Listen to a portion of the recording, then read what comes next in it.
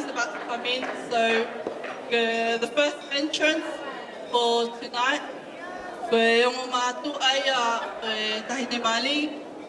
the parents of the bride, Winnie and Sione Katoa.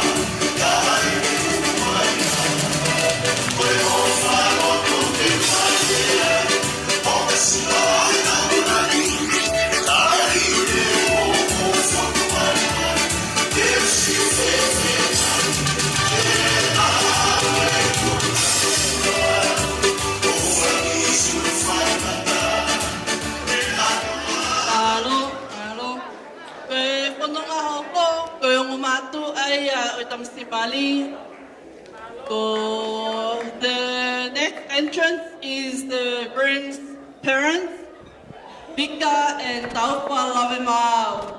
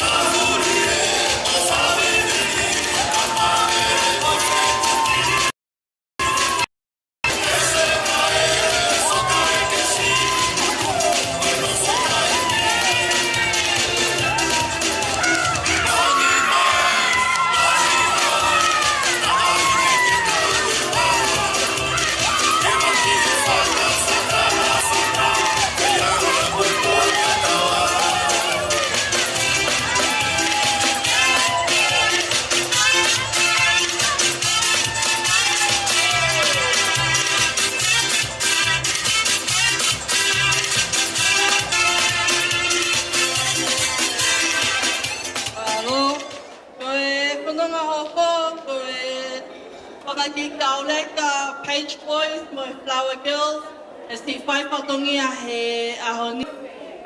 the next entrance is the flower girls and page boys.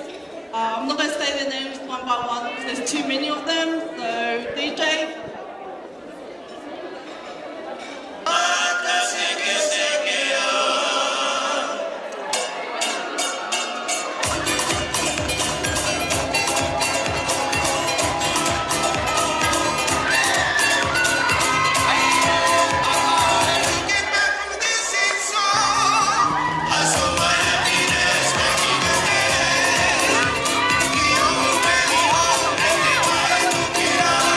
Because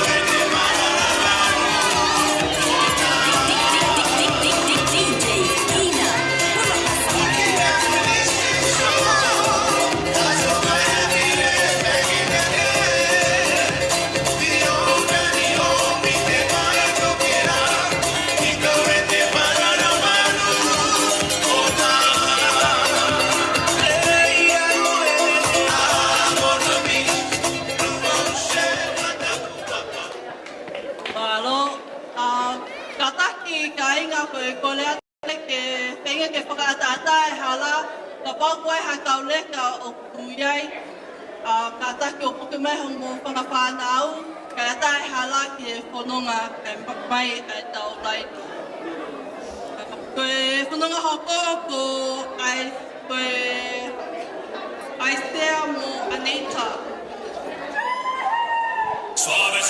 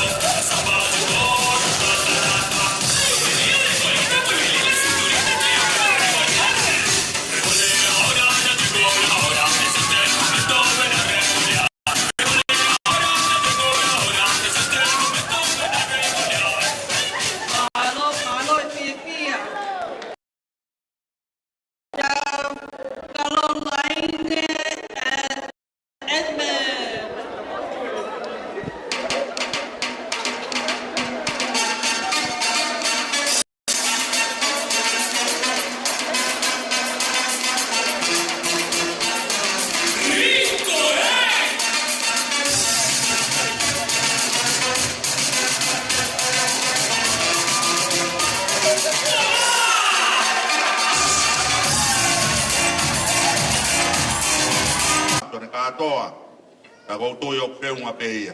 Toi lahi koe Paula atu, pai toi aha mea ai huatu. Ka o peki mea taha koe o wha. Koe o wha pe, e te hanga whakamau pauluta hao mpono ko. Ange koe re soni tau hanga tiai ka pongpongi, ya mohono ko spe. O whake o tua ko kotoa. Kotoa, o iwi, ko lau maari, kotoa hawata mai. Ate o whawoki o kau ngā api, o hange ko hopa kia te koe. Tawange tāpuak mai moa pe moe whare ko langa, e aha koin, e tawange. Hoko atu ai pēr lau maari e, whakamalu malu ki moa, e ngahi aho, o kutoe mai mi he kahau, i e whanonga loa mo teu ki ai. Pēr whamaloa, kai ngā whakotoa pē, a wāk mou tolu, o maulonu kwen, e tau kau whataa pēr moe ongo whamiri, i e whakaftai pēr moe whia, o e ahoni. Deverewa e malanga katawat, maro.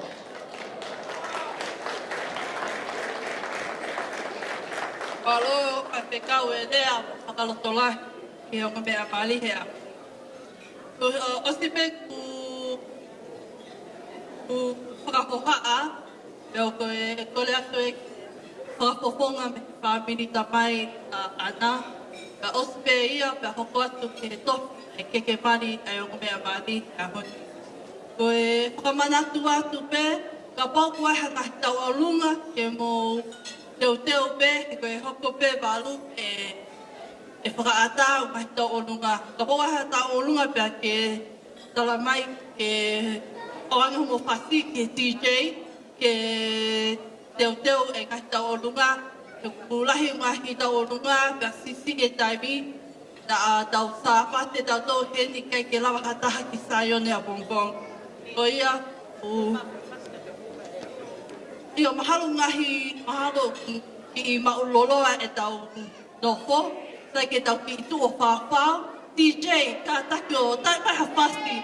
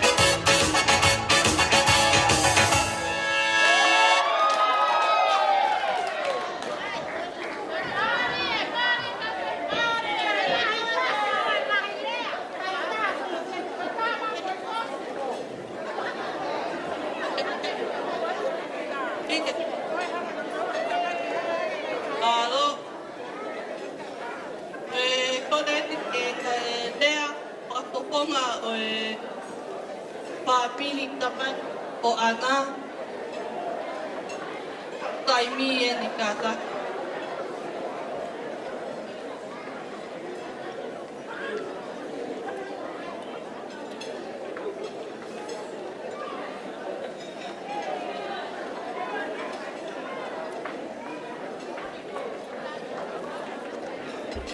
Kata ki ko hangamalin pakapoponga paha o ana.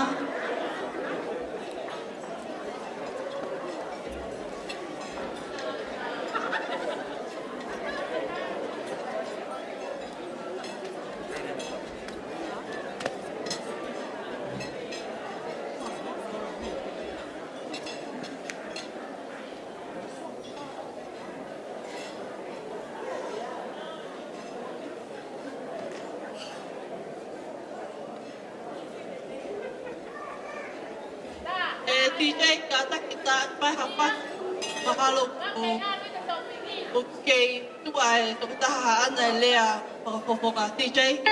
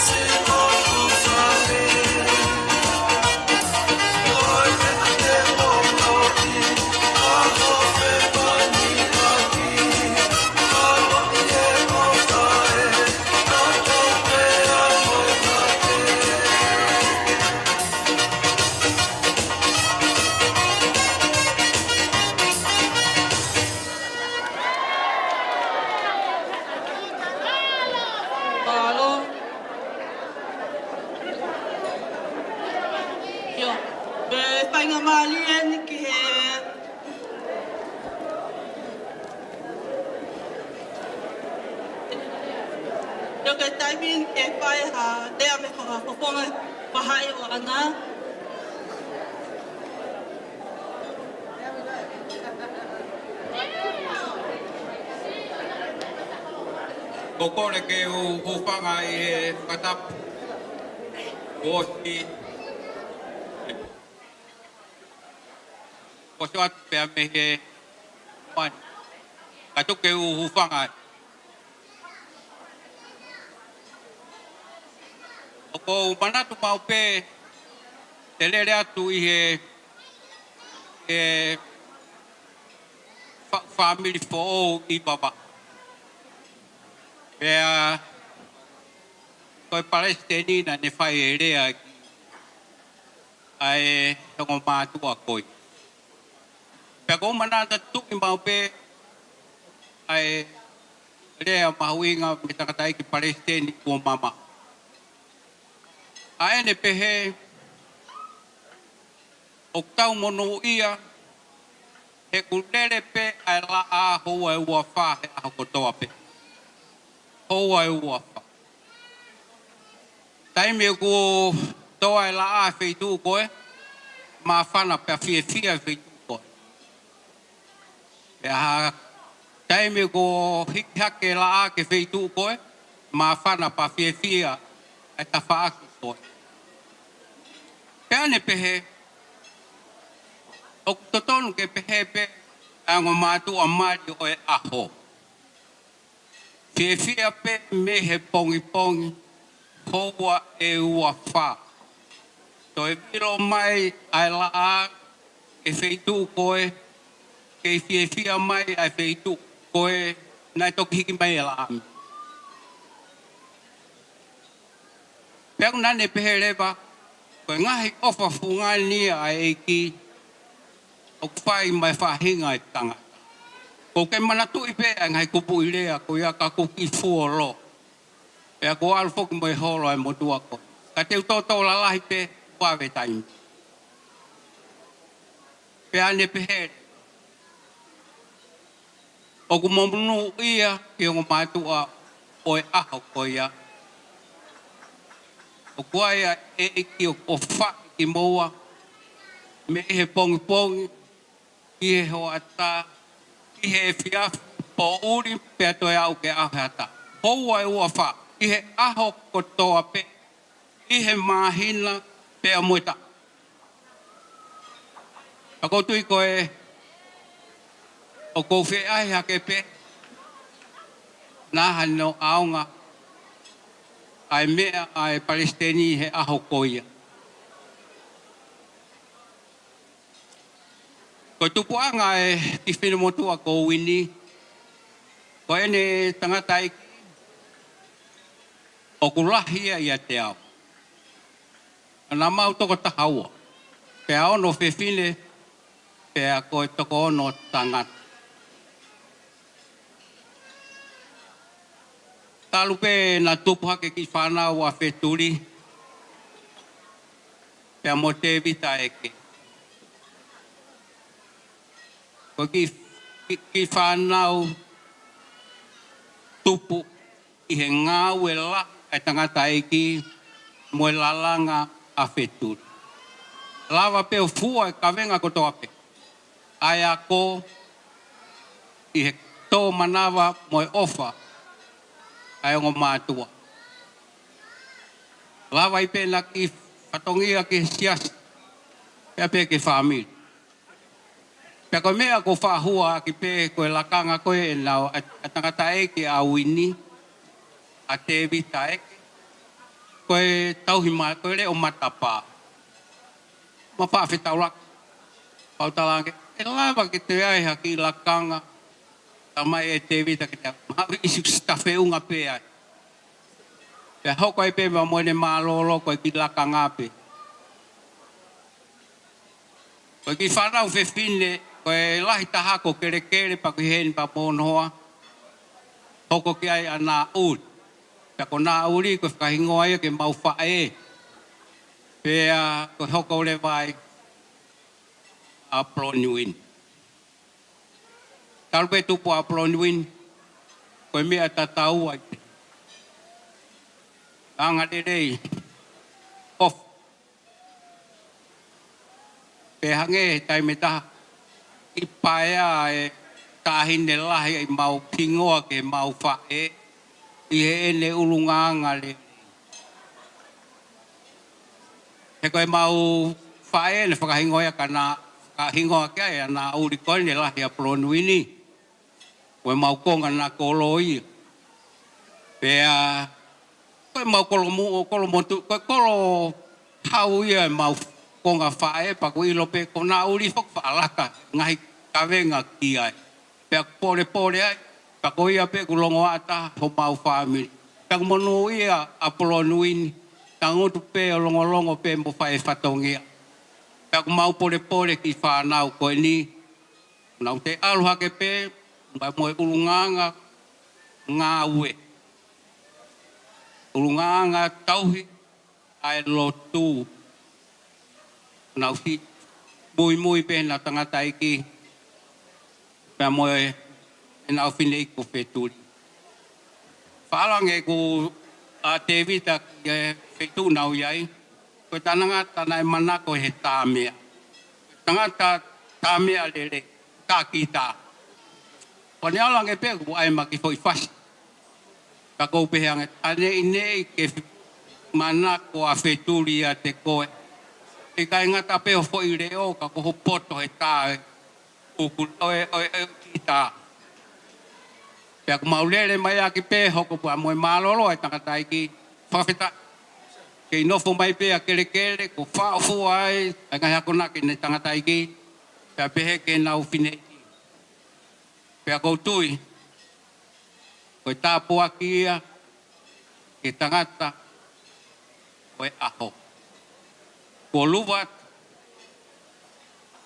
e mau whine ke hoko koe whakawhi au kati. Luva o ka katoa atu. O atu ake mau off. Te ua koe ngai whatongia ka hoko mai. E pea ki rea atu au whatu.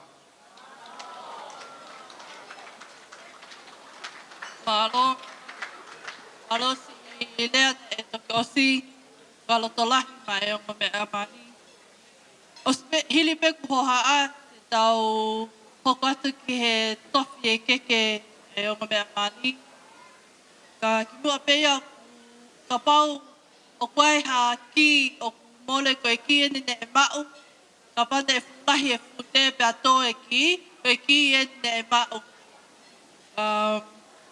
Just a friendly notice that after this will be the cutting of the cake. And if anyone lost their keys, someone's found their keys at the front here. And a bracelet as well. Mahalo ku ngani baulola, ai haki whawhau, DJ. Ki tai maha whasi, hange ku mohe kai ngā ia.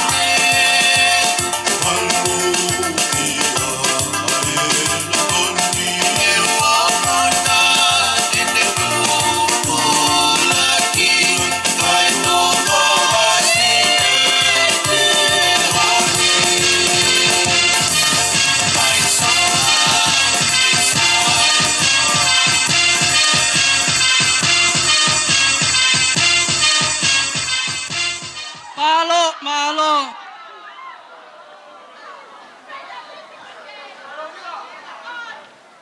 Damien ke tofia e keke o ka mea mali.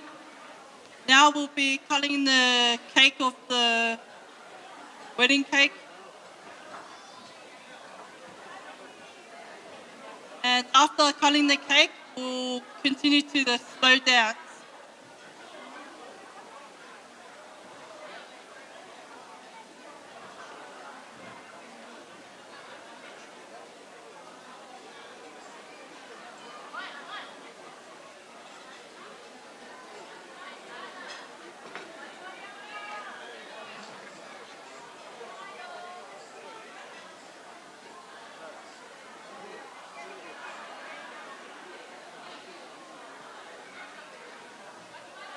One, two, three.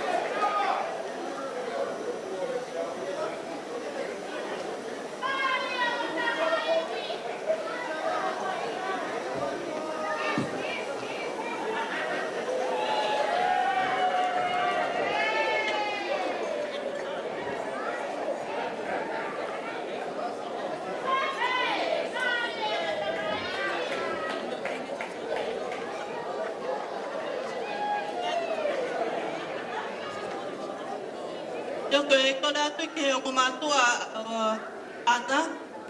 Wini Mofilini ke aha puta o ka mea mali. Pehe ke a tauwha mo wika. Ka taki o moha ke aiha mo tā. Pehe ke o mea whahu.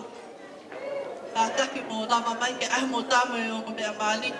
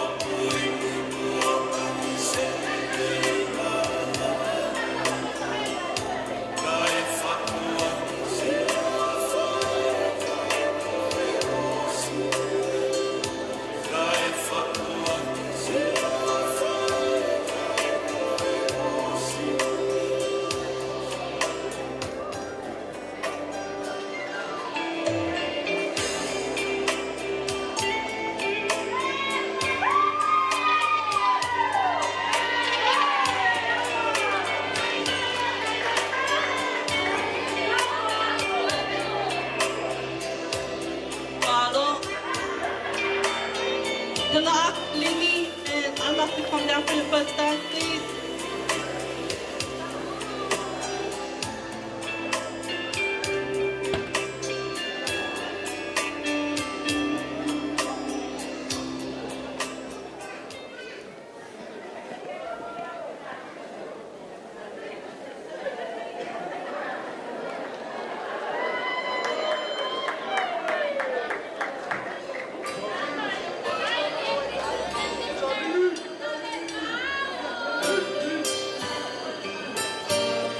It was like yesterday when I held a hand under the city lights, dancing the night away as I gently stared in your beaming eyes, thinking, could this be real? That I found my perfect melody to my song. That's when we kissed. And then I asked you, have you ever sat and wondered why the birdies sing, or how the sun leaves our horizon and comes back again? I can see how we don't have that picture perfect kind of love. But I know one thing, I'm in love with my best friend. That's perfect to me.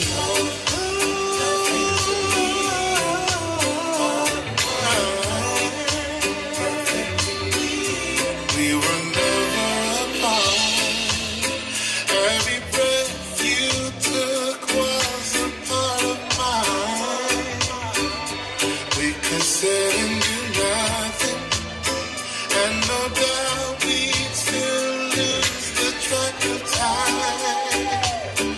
You said that you needed me, but I know I needed you more. And then I got and asked you, have you ever sat and wondered why the birdies sing, or how the sun leaves our horizon and comes back again? I can see how we don't have that picture perfect kind of love. But I know one thing, I'm in love with my best friend. Have you ever sat and wondered why the birdies sing, or how the sun leaves our horizon and comes back again? I can see how we don't have a picture perfect kind of love. But I know one thing, I'm in love with my best friend. That's perfect to me.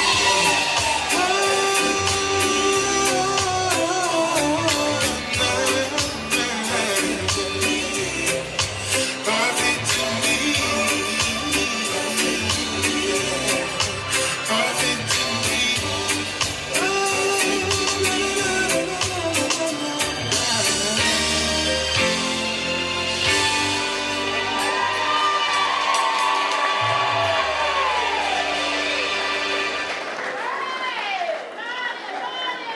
Alo, hiwa hoko koe whakawheti atu o ngā mātua a āna, he o ngā mātua liti. ai o tau o runga. Ai ki wolo. Te manatu ki e kuhili, DJ, ka taki ai maha ki pasi.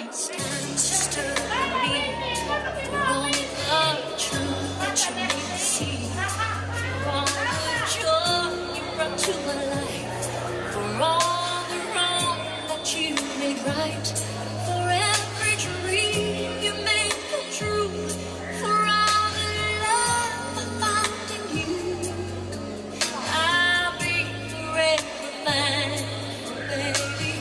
You're the one who held me up, never let me fall. You're the one who saw.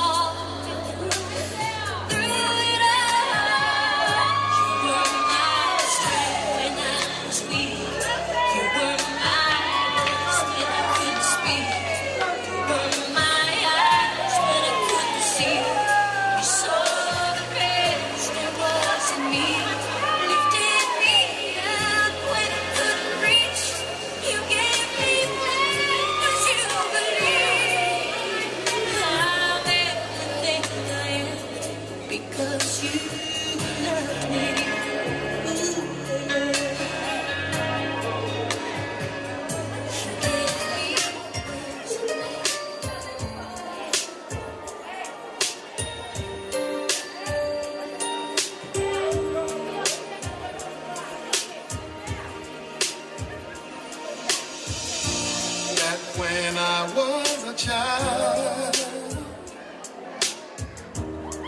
before life removed all the innocence, my father would lift me high and dance with my mother and me, and then spin me around till I fell asleep. Then up the stairs he would carry me, and I knew for sure I was loved. If I could get another chance, another walk, another dance with him, I'd play a song that would never, ever end. How love to dance with my father.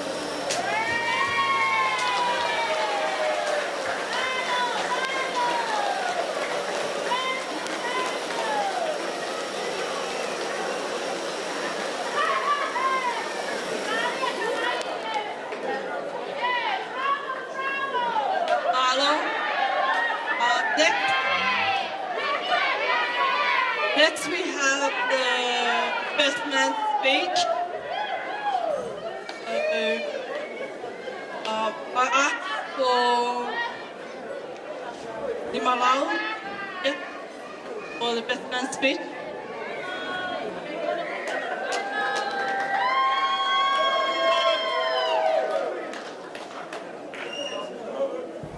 First and foremost, I just want to give all the glory and honor back to God. Without Him, today would not be possible.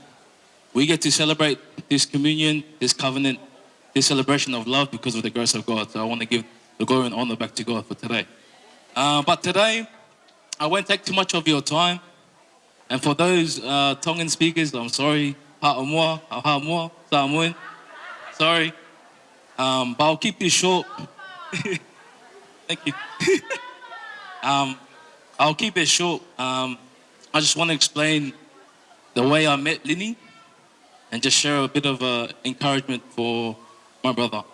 So back in 2013, I moved from Auburn to Mount Druitt, and I went to St. Clair Catholic High School. The first day I met Lini was my first class at that school, and it's funny because that same day I met Lini, I met Anna. So it's crazy how everything comes back full circle. That I met Anna first, she says hi, hello. Lini lives down the road, he comes late, comes and shakes my hand. And the funny thing about Lini, he has this NZ accent that comes and goes. He walks in, he goes, "Sup, docs?" Top dogs. But the thing that I remember about Lini is his smile. Everyone can attest to Lini's smile or brighten up a whole room. And it's the same smile from then, the same smile that I see today. The same thing about Lini is he's slow to anger, quick to being humble.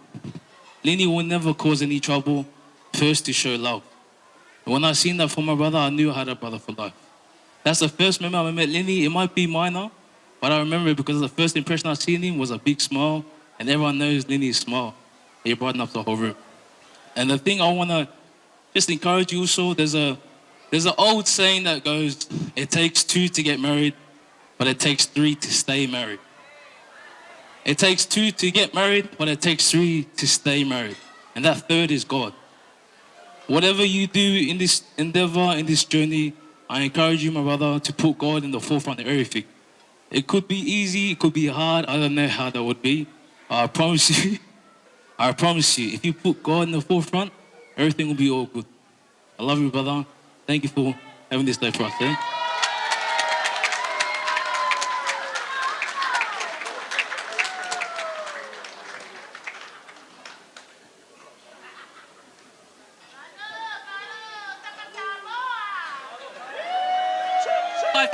Whaipeta'i malo. Next speech is from the Maid of Honor, the sister of Anna, Eleni. It's your time to shine.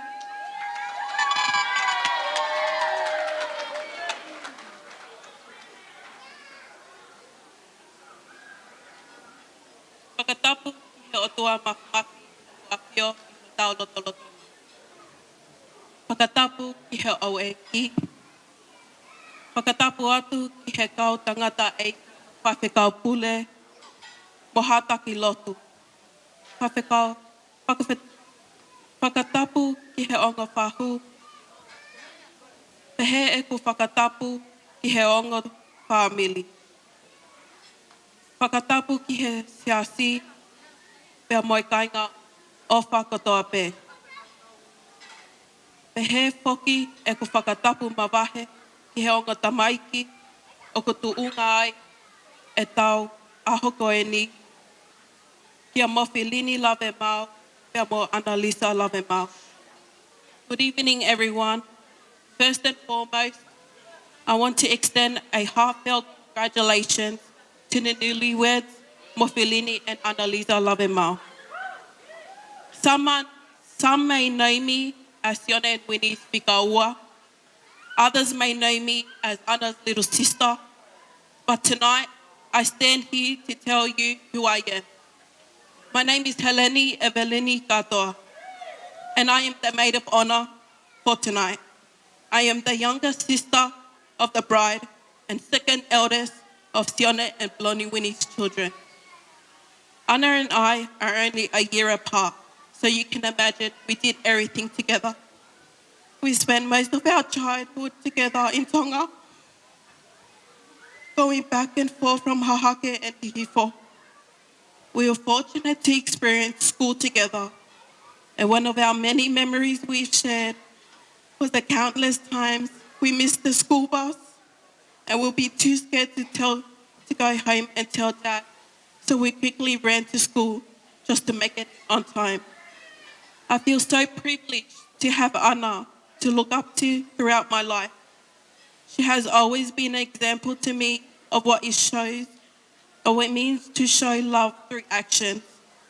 Your love for the youth was one of many qualities I will always admire about you.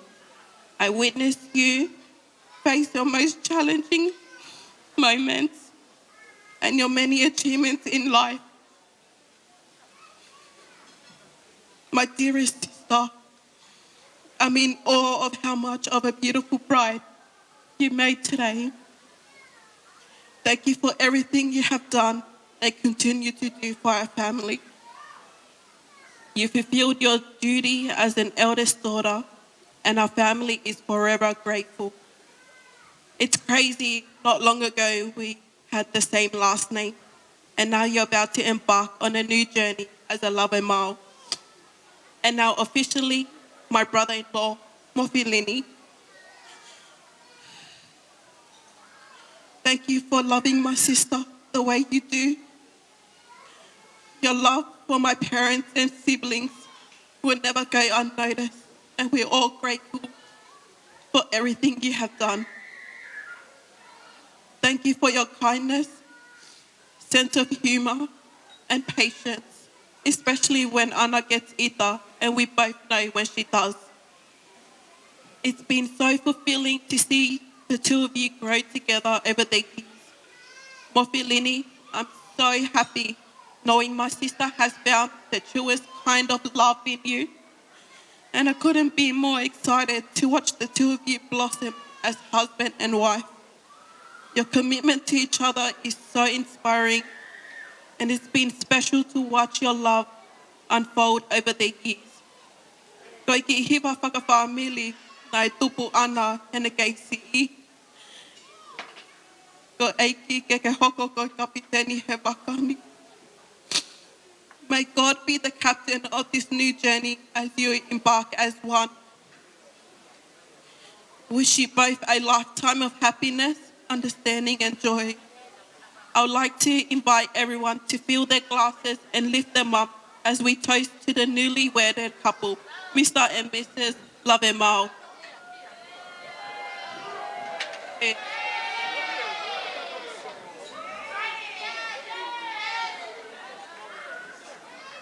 Koia pe malo.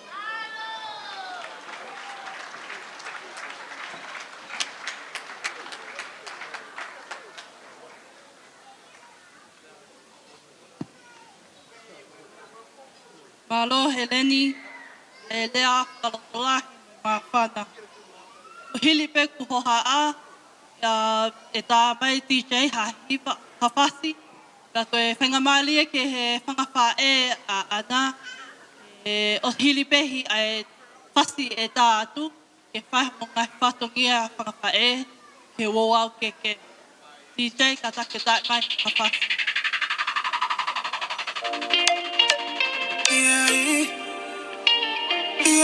Cool boy.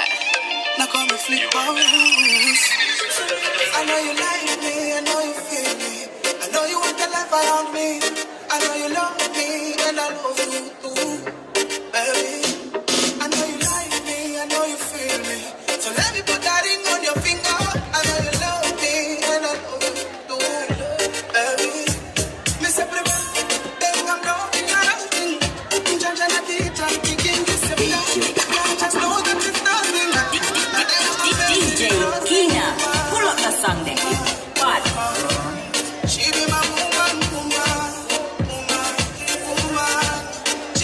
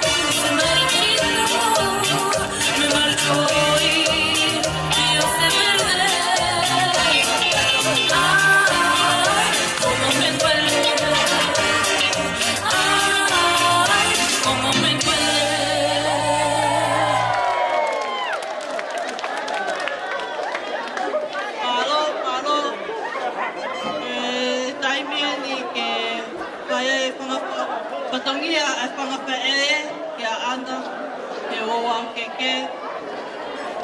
This time it's the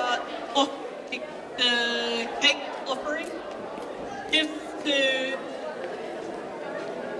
family members and church members. It's pretty much people that were significant in Anna's journey all up to now. We've got out the back here, whakawhae, o mā upe, o whangamalie.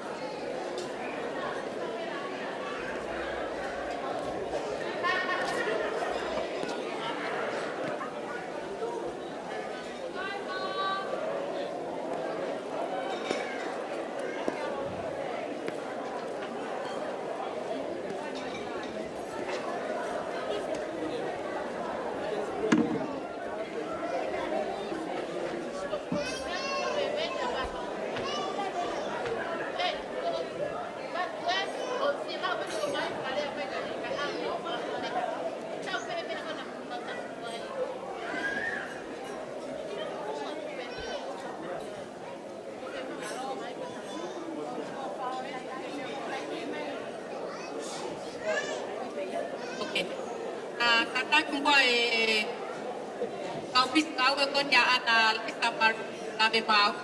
Kami ada ikut ke matapa. Kau kota anak. Tapu ke afio ayo tua o kau loto kan. Ya kau fakta yang tua ini fahok kai palan Analiza Mofilini Lavemaau. Hoko ai wā o ta e ahue.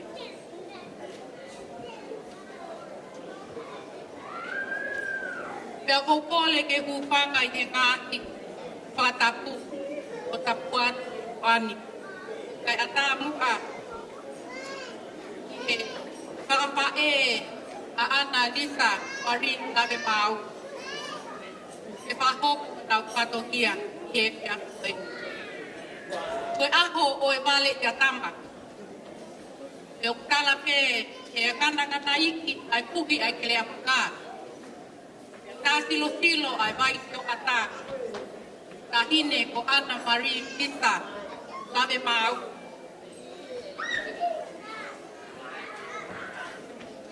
Si o ngahi mama en, o ngahi whakawhae en. O nau heni e whai ko patokia. E si whai ai patokia a si whae pitan. Whangatu pe he polopola o e aho. E polopola o kutala o toka ki ai si e kumanako. E fie fia o hakailangi tau. Atu ai whae a Analiza Mofilini Lavemaau. Amo si o nau kahi, ke ha amo e mau whanau tama i hotu whale o langa. Koe whatongia uruaki, e ke uruaki koe keke ia ai whakua Analiza Mofilini Lavemaau. Koe whalafiku te kumi manima, au aki ai ngāki whātu walo. Hiki aki ai keke, pia moi ai hiki aki ai keke ai ke toka whātua. Tamai pasi kataki mai e mea kipuan.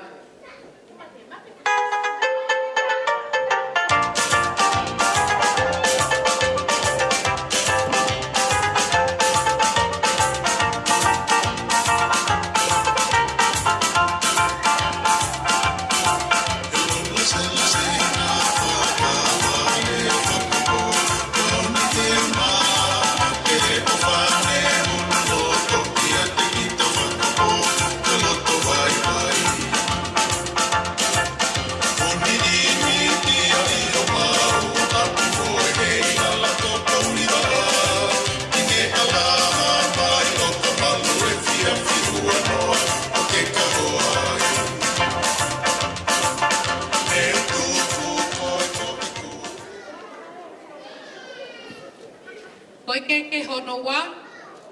Koe ke ai whai te kāpule leo kolot mau. Pala fihu wongo kumi au aki ai whātualu. Hiki aki ai ke ai ki e tōka whātuā.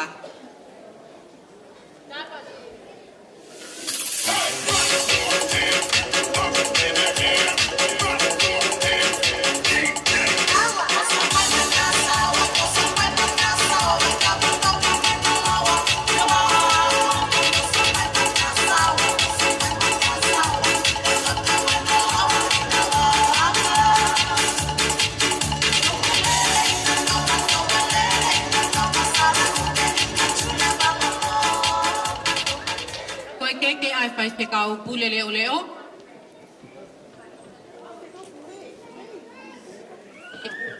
Pe apu hiki aki ia aho no sila. Ai keke ai whai leo.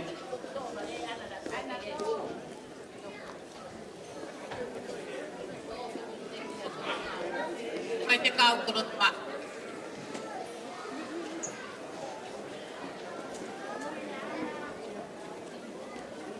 Koe keke hono tolu, koe keke aho waiki, ulakai, hiki aki e tonga, pia mohono sila.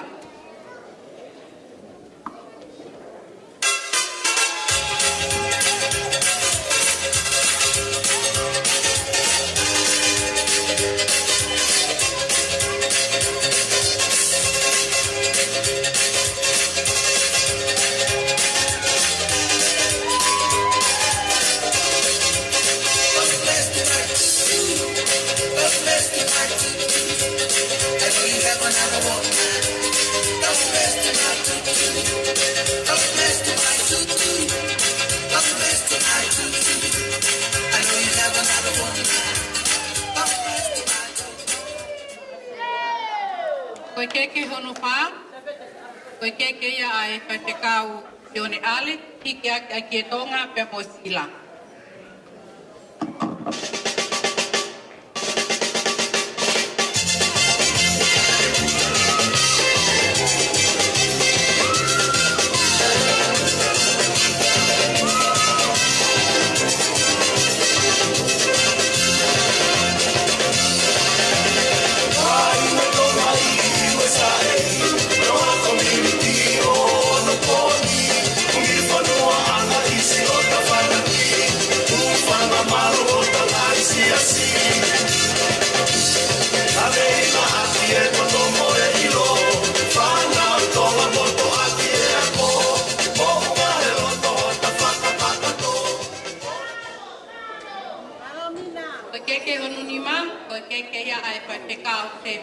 Tupou.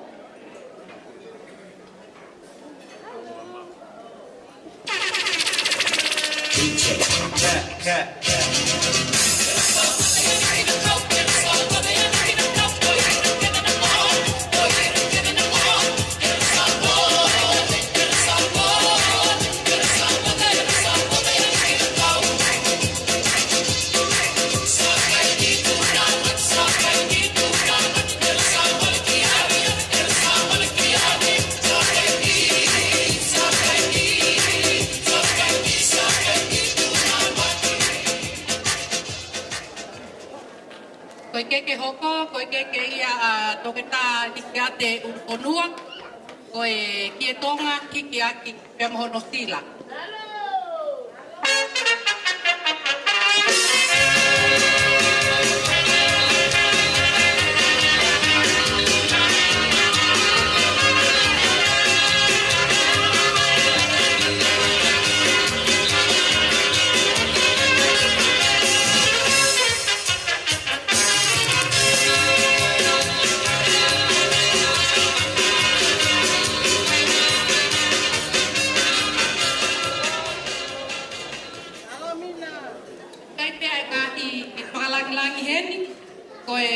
Langi uluaki koe kie tonga pe o ku a pia mohono sila o ku a veke pai pekau te vitapon.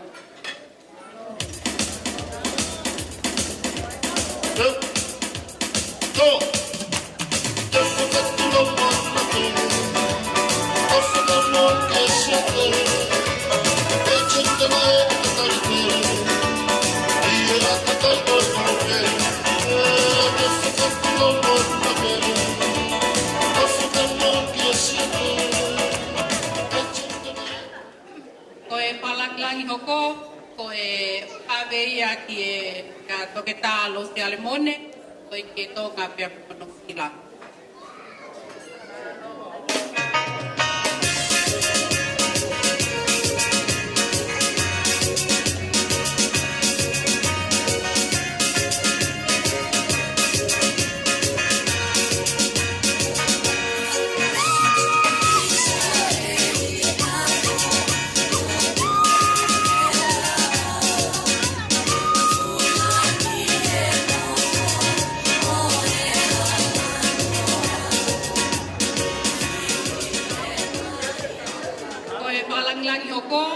Ko e kia tonga pia monosila o kua kia ke pai whekau kai maari e pito.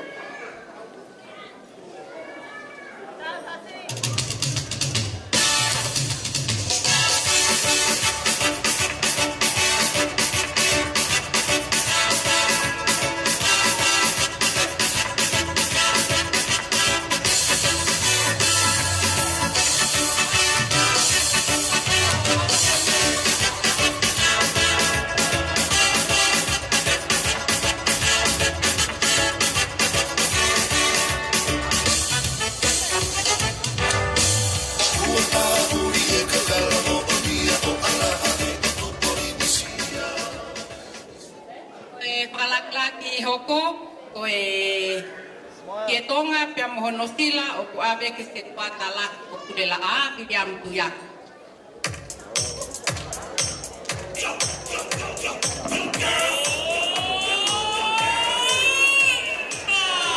Sensual, un movimiento sensual, sensual, un movimiento muy sexy, sexy, un movimiento muy sexy, sexy. Y aquí se viene el africano con el baile que es una. Para bailar esto es una. Para gozar esto es una. Para bailar esto es una. Y las mujeres lo bailan así, así, así, así. Todo el mundo una mano en la cabeza, una mano en la cabeza. Un movimiento sexy, un movimiento sexy. Una mano en la cintura, una mano en la cintura. Un movimiento sexy, un movimiento sexy. Y ahora empieza a manejar. Suavecito para abajo, para abajo, para abajo. Suavecito para arriba, para arriba, para arriba.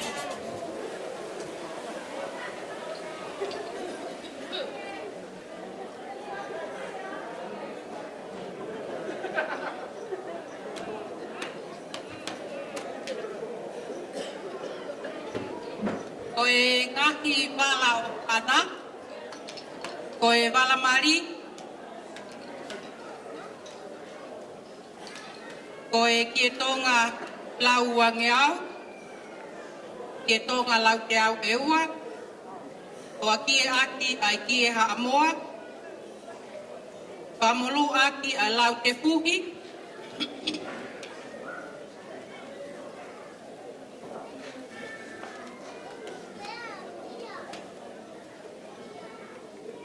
Tataki koe mau pepea ko pea matuan.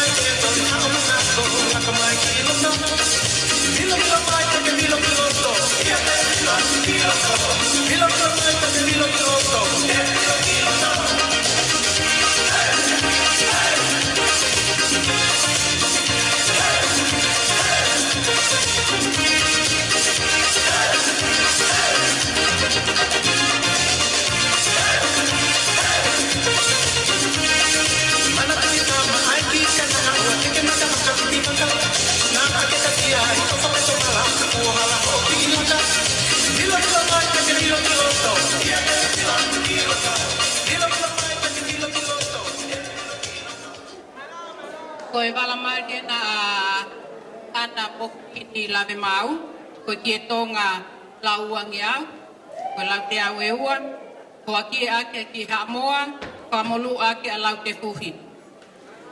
Koe tau wala sapate, koe ki tonga lau te au, ko amolu aki e ngā whaatwala.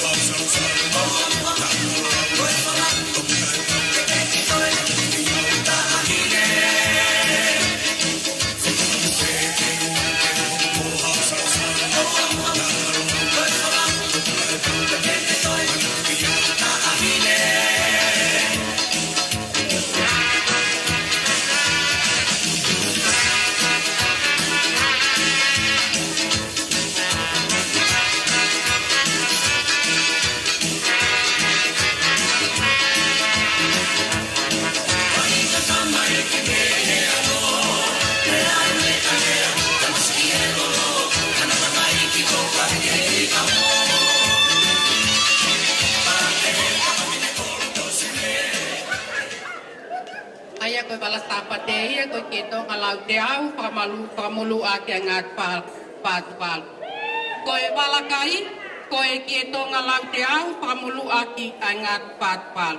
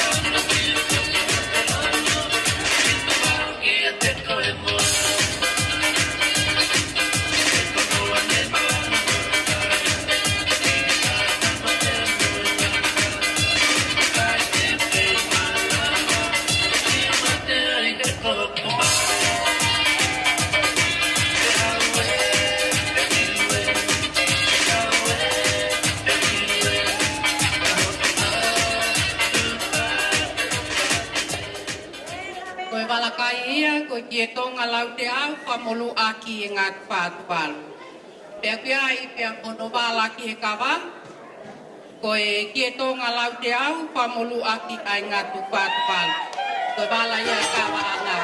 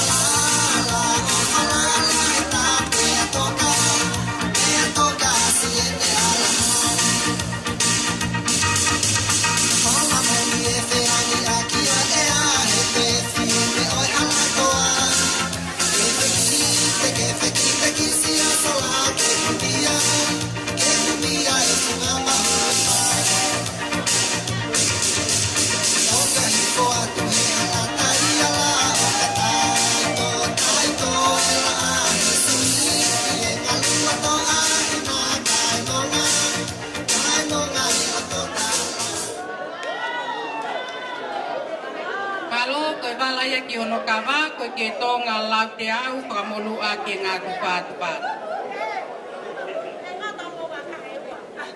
Koe moheanga alapianga a Analiza, Mofilini, Lavemaau, koe whala e tolu noa.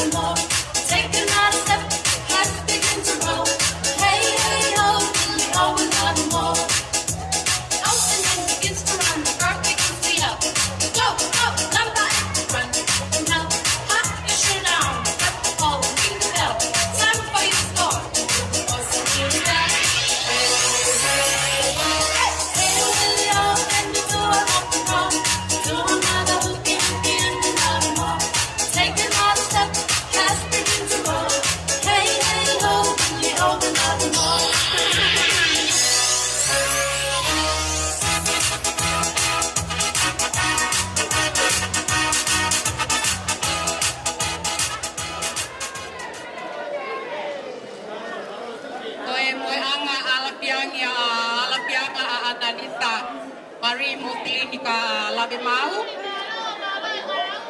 Oe whala whangokumi e taha, whala paongo whangokumi e taha. Ia oe whala paongo tolu ngokumi e taha. Oe whala ki kuongoku e nipa.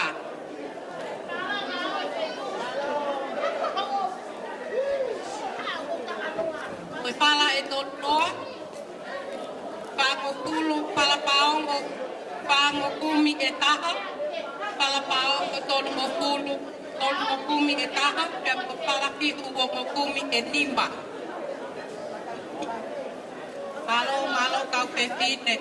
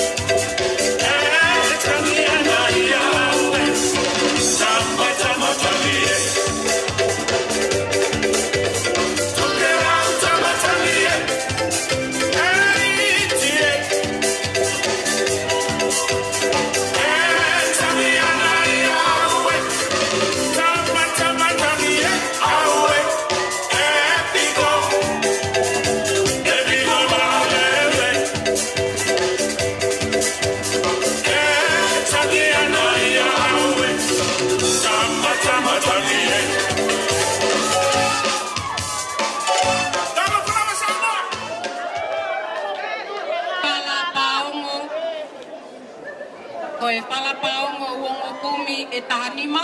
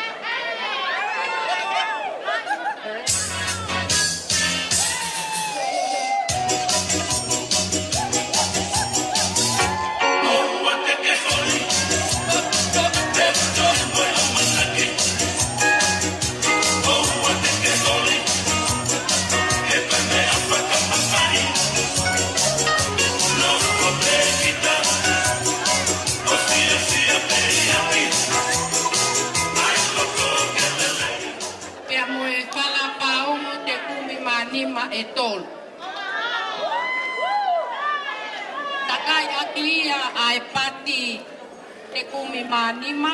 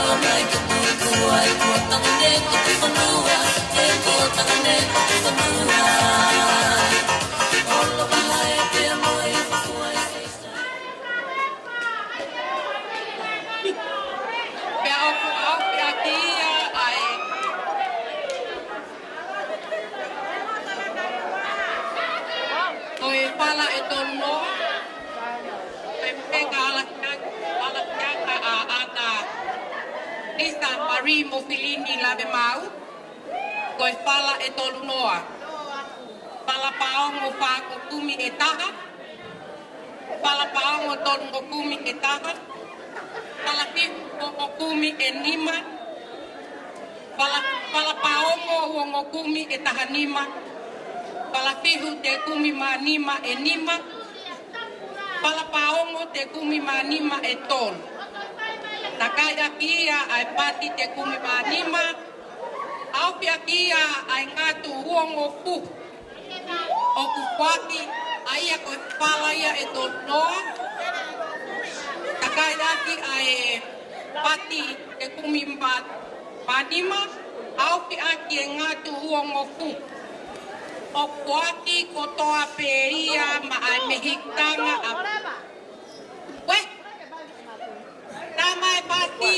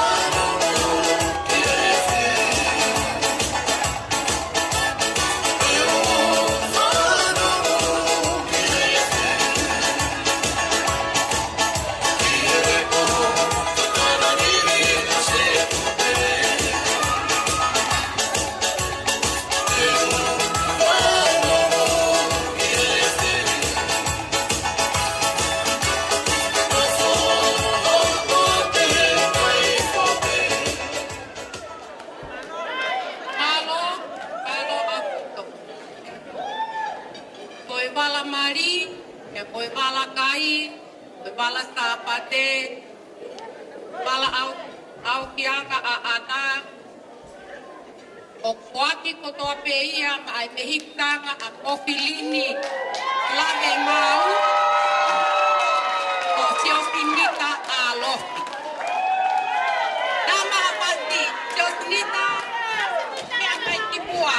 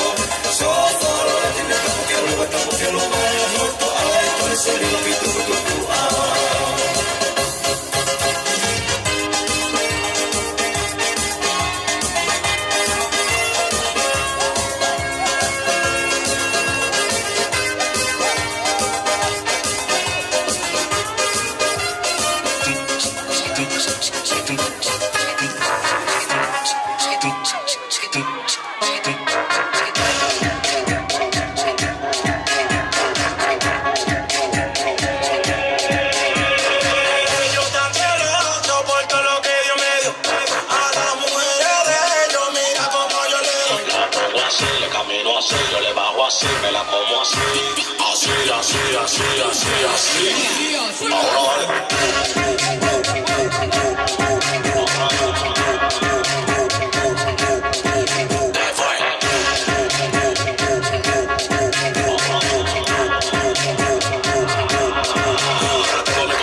preguntándome qué es lo que pasa. Tengo una mata pariendo cuarto en mi casa. De que yo salgo a la calle flow con la gracia y ustedes con su brujo teniendo su taza.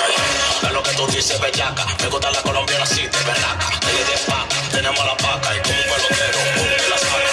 Yo tan celoso por todo lo que Dios me dio. A las mujeres de ellos, mira como yo le doy. La pongo así, le camino así, yo le bajo así, me la pongo así. Así. Ahora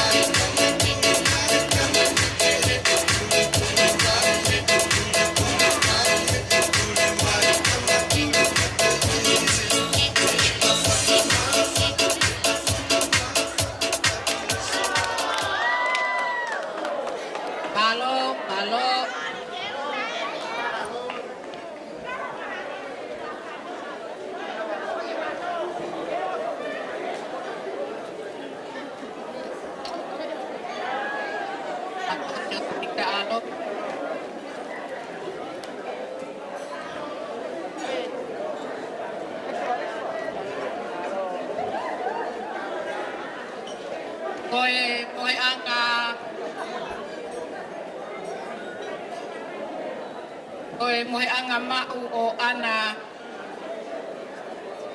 Weh, nataki mai o pea pai. Family o kios nikau. Mga tatatoy ko. Koe hau pe baka o ni mato ia o ave ai pe ia ki e ua. Kaya ko baka korona toki huuti pehe isune. Koi no ngai ape fitu ni ma. Pusi. Eto alu pe baka ia o te kai ke mau mai.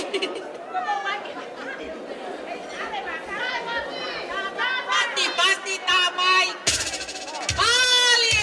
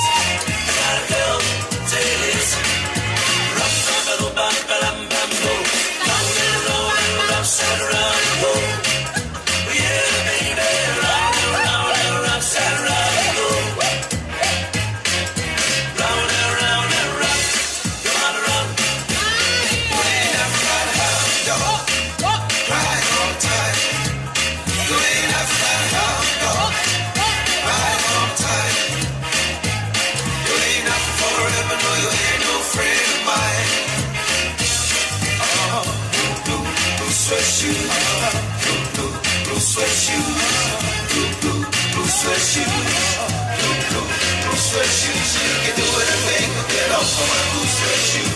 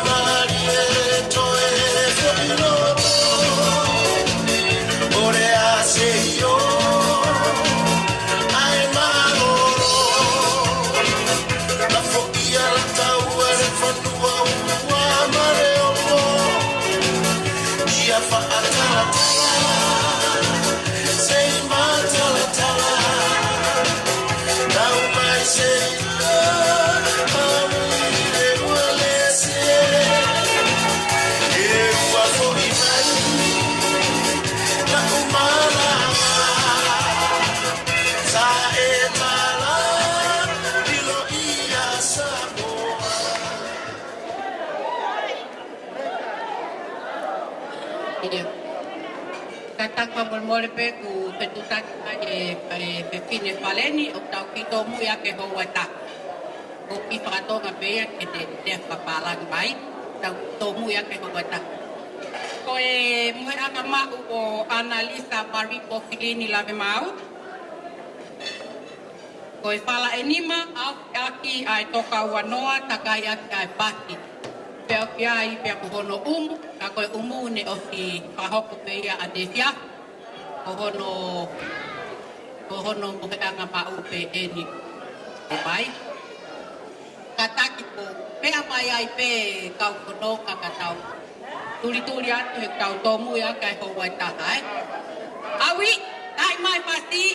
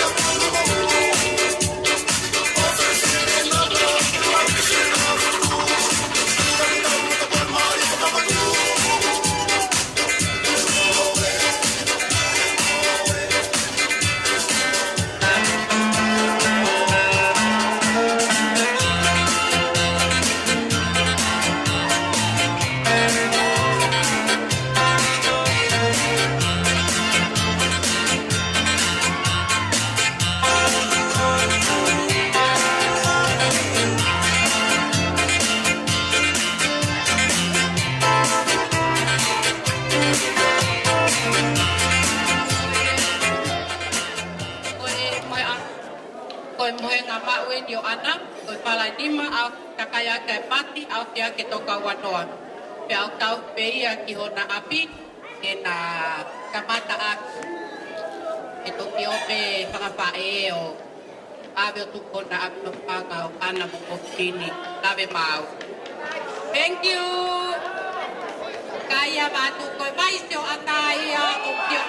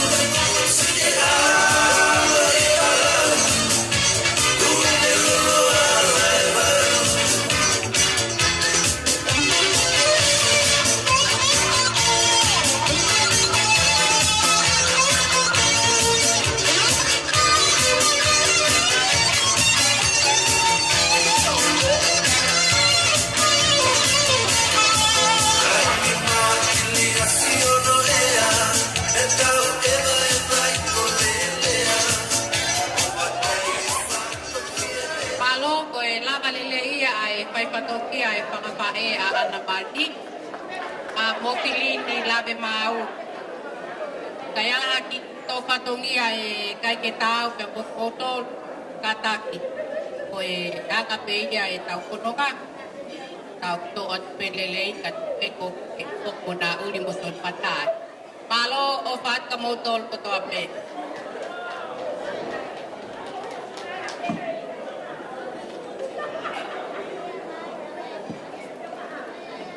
Malo e matavela, malo si whaipatongia, pea wale ia tama, e whangapa e pea koe tau hoko atu, keke ia ni, pea hoko mai, tua e koe ia, koe tau orunga ia a ana.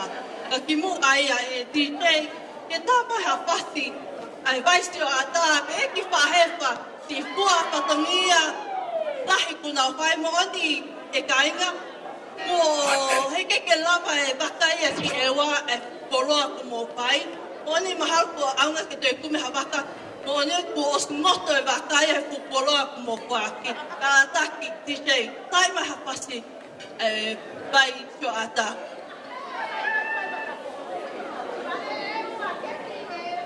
Mate ma atonga hiki tue tue, aho e ni aho e whakatete. E kuolangi tau aho no whirangalo, e mate ma atonga piroloko.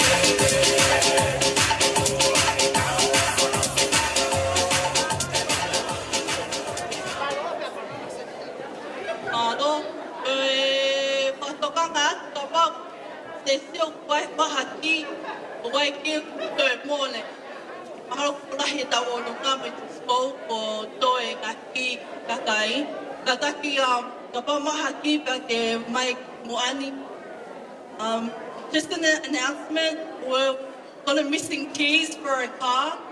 If you can find any keys lying around, I think that's the keys that's gone lost. We're finding a mali and whangapae a lini, e whae na patongia kia lini ki he wawau keke.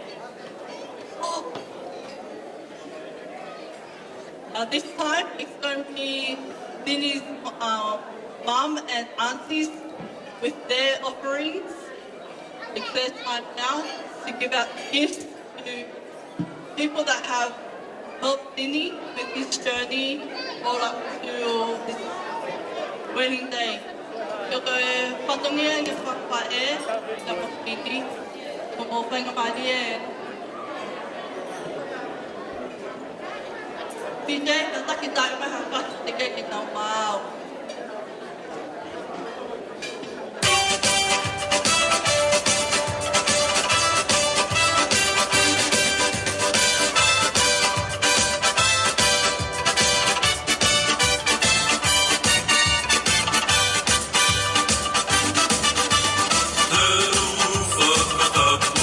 Tupou,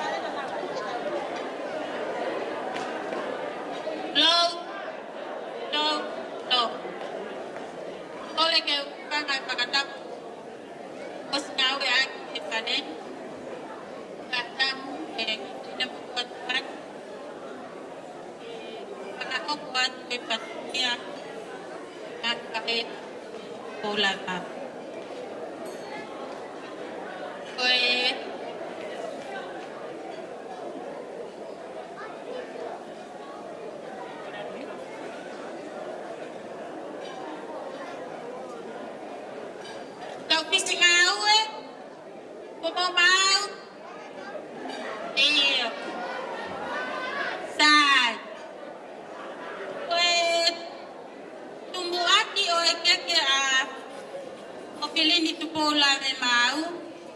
Io, o teka ke whakahoko katuia, o kou tomua whakahaat pa pine motu atu ani mono upika. Koho kuingoa ko lo Lesina anan, koho ku kuhinga moe hiki ko eni ko Mofilini Tupou Lavemaau, ko ene pae, ko ku lahi e pae, kai siksi ai pae a Tupou Mofilini Tupou Lavemaau, ko ongo mahanga. Pea ko huinga ia e kutuku he hawani e whakakakato a katongia. Ne ongo kua mole ai kakai na mau kalala ki ai. Ko e tope a whanau, ka kua pau ke tu ke whakahoko ia. Ko e tumuaki ai keke a Mofilini Tupou Lavemaau. O ku kapai a ki ia ai tapa ua wha. Pea koe tapa ua wha ia. Koe kauni wape o kunotou lava. O la langa te koe tapa ua wha ko ia. Koe iai. Kau kisi ngā ue o lava ma. Ai au kuhapai ai keki a Mofilini Tupou Lavemaau a tapa ua wha. Pea o iai mohono i e tonga, patu paa, pala wango kumi, o e pala te kumi manima e ta. Aopi aki ai patu palu, pea mohono katoliki vai, pea mohono sila, koe paanga e uape. O koat Katoa ia, maae, mehekitanga o Mofilini Tupou Lavemaau pe kohono whahu. Tāhine ia ko sio sinita alofi. E tāhine nita koe whangawhae a Mofilini koe whangawhae masiva. pea o puke mea I pe koe ho tuonga ane o ikai ke mole noa ki he koloa kaka tonga o tau lolo tonga peo hiai e ahoni ka o kune fie ma pe ke ai haki I pare pare o Mofilini o Lavemaau ko mea maho inga taha ia ke nofo ke ai a Mofilini mo ono koa o paaka Analiza Katoa ko iai kau pisinga aue o lava mai kai tu hake kai mea hake ta ahine whako o Mofilini Tupou Tosinita alo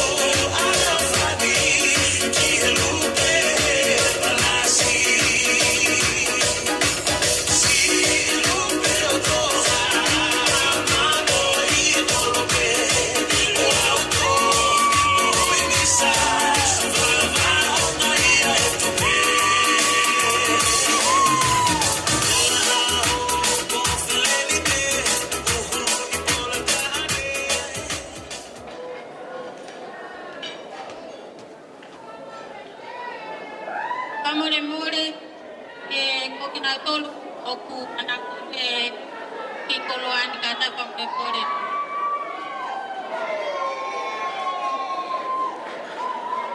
ko ke no wa oku dia dia posta ko kai pe kau dia nane kai ai o wow Mari a Mofilini Analiza Katoa o kuhapai akia atapau apa akeke o hono kie tonga patpa palawang o kumi au kiata patpalu mono katoliki bai pia mono sila pe panga tahap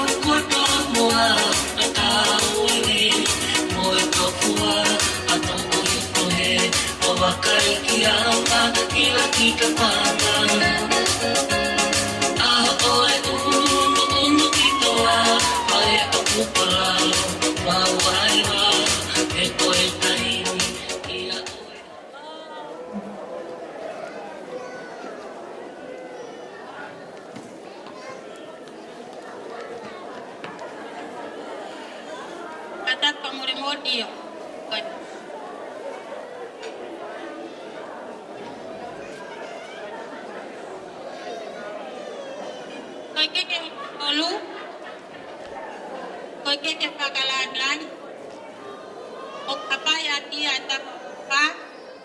Ono ki e tonga pa. Kalawang kumi.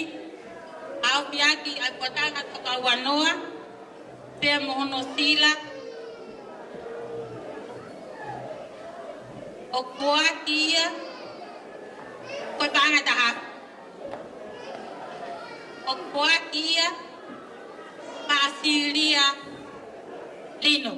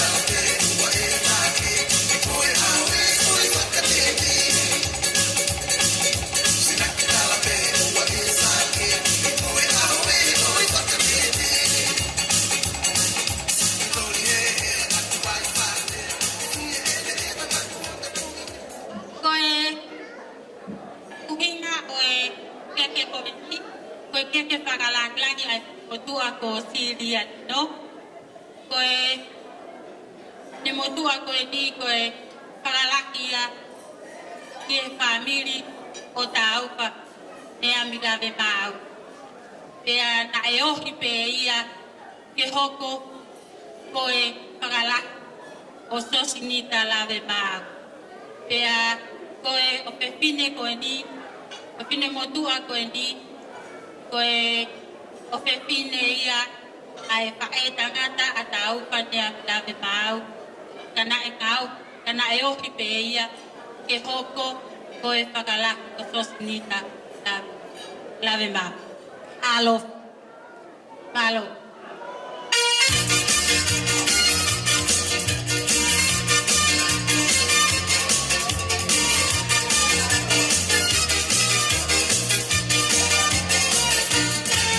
Rapanono mai ato tutona. Lange mulupe amolongoa. Palpalema kototua. Kohulutua ebaiala. Wo ote pusimo pelea. Asaka mukoe kule kaka. Enelo ikimama nukotoa. Ope ote kayaneya. Olahe matakau sikiriane. Ore akena unoko itale. Kana ulere takai eko akale. Osi etono kie motu avale. Panusi pepatai ikota ofi. Kono ateki kota eiki. Oe haku o taupeai. Koe aku ngai e tatoi toi.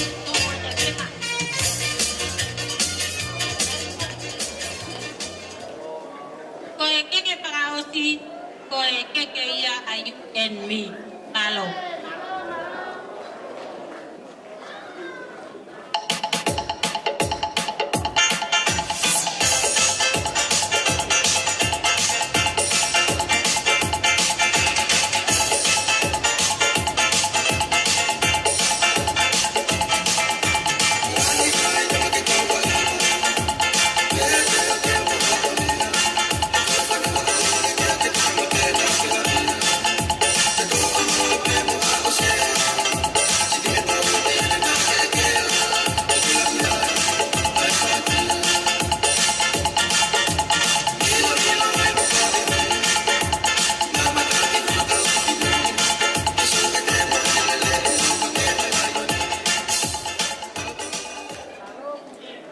Te hoko taipe, ni he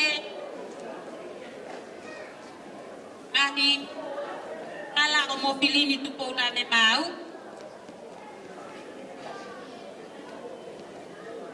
Pea kos taipe ai te mahino aki, ni he alunga i ngā he bala o Mofilini Tupou Lavemaau. Koe wala mali, koe natulau te puhi, kie aki, ai kie tonga lau te a. kono wala sa pate. Koe pat palu nie ke ati aki e tonga pat pa. Ia kono wala kai. Koe pat palu nie ke ati aki e tonga pat pa. Ia kono wala kaba. Koe kuatanga toka wanoa nie ke ati aki e tonga pat pa. O kuati Katoa ia poloni wini Katoa. Koia pema.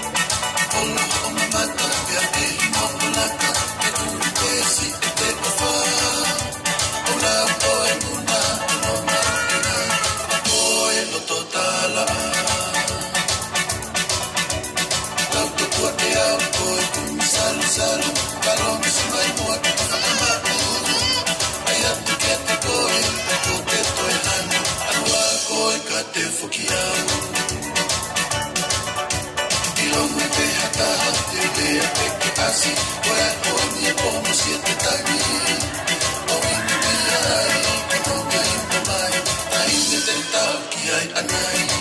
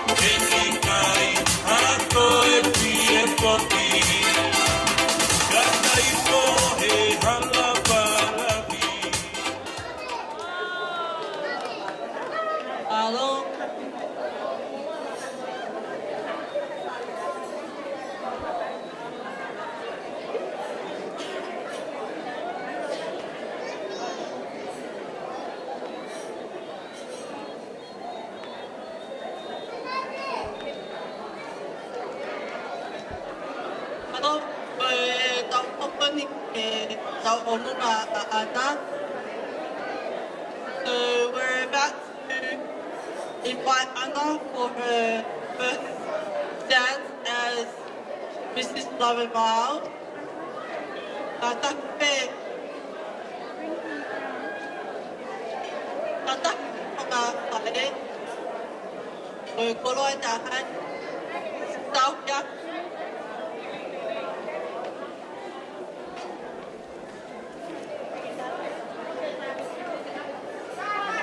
DJ kata kita mahapasik. Kaya ata tau pangai. Ito kita orang mana.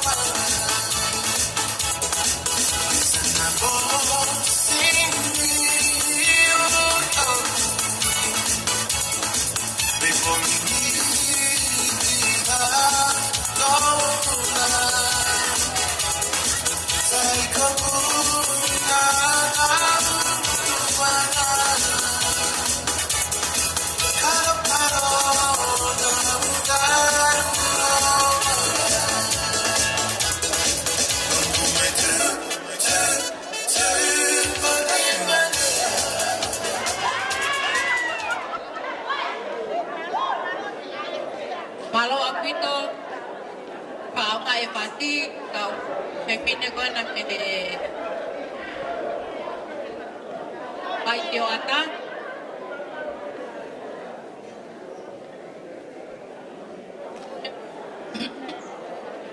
na hoko le vai ni ke talu ka e tahi ne mari o Analiza Mari Lavemaau.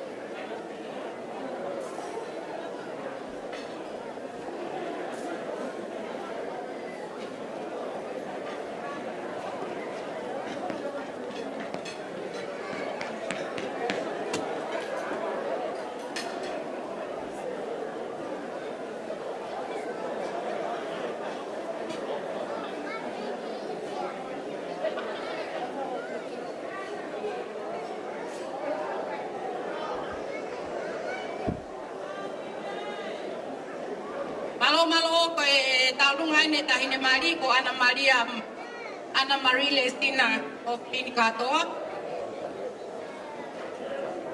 Dai mai pasti kai hau tahine taulung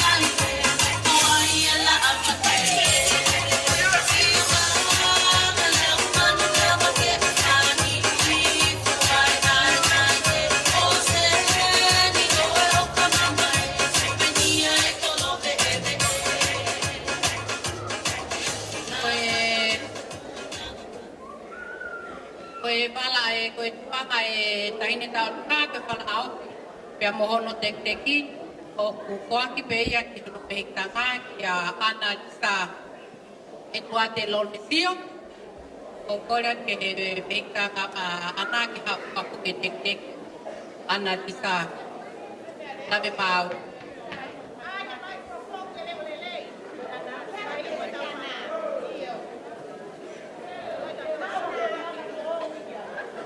Ke mau aki foi makato ia ke a peitanga o Analiza Mari Lolesio Katoa a o ke teki o ana Lesina Malo.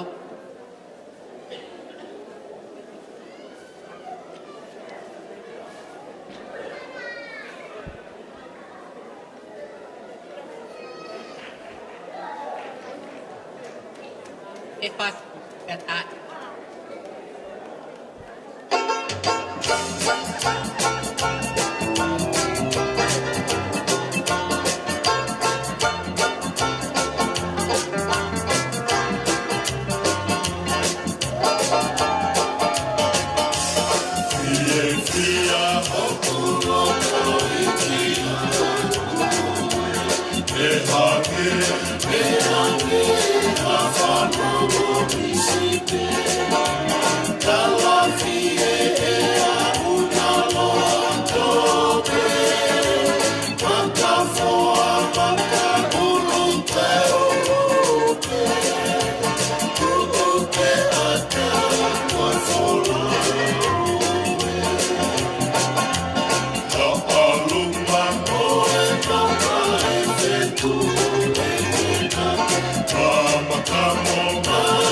Come on,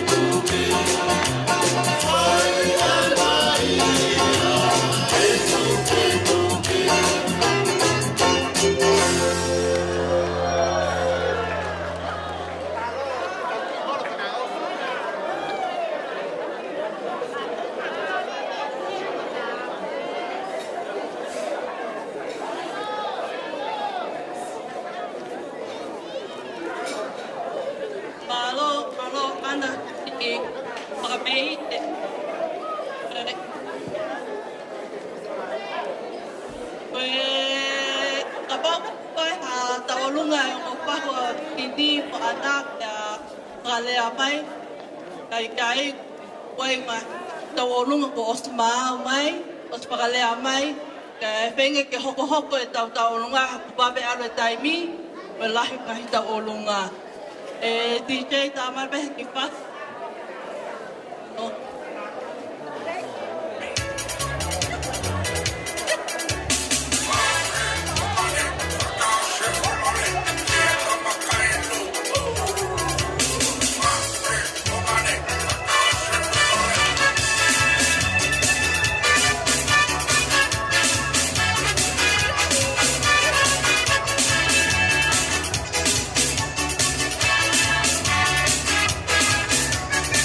Listen, see.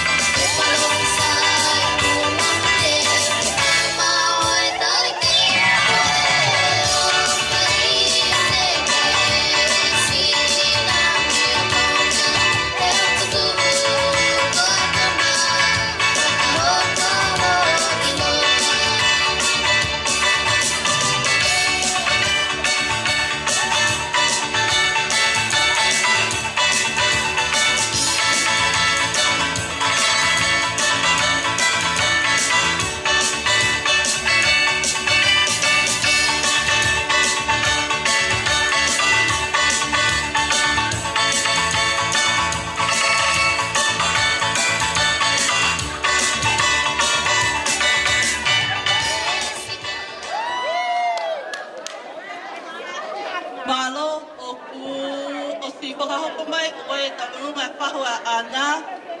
Pea hili pea, pe hoko atu ai e ki whaiwa e laini a ana mo Mofilini. Pea hili pea pea tamata e tau o tu taurunga. Ura kipe he itua he taurunga e tau laini. Ko e teasia ana ule la a. Pea toki hoko atu ai tau taurunga.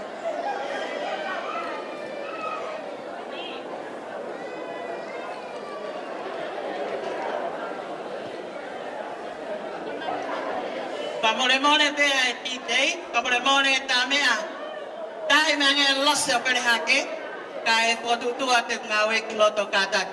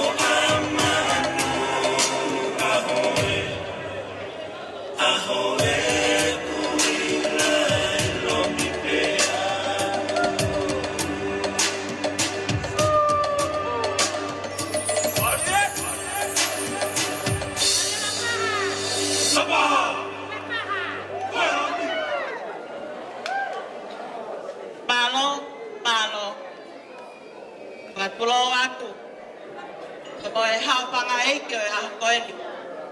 Kai tuku pe mua ke uhifo atu he. Koe loto o anga hanga maari e. Ke taria e aho whakakoloa ma whakatepia a koeni. Ka hine analeka. Koe lea beia e aho koeni. Koe whiawhia.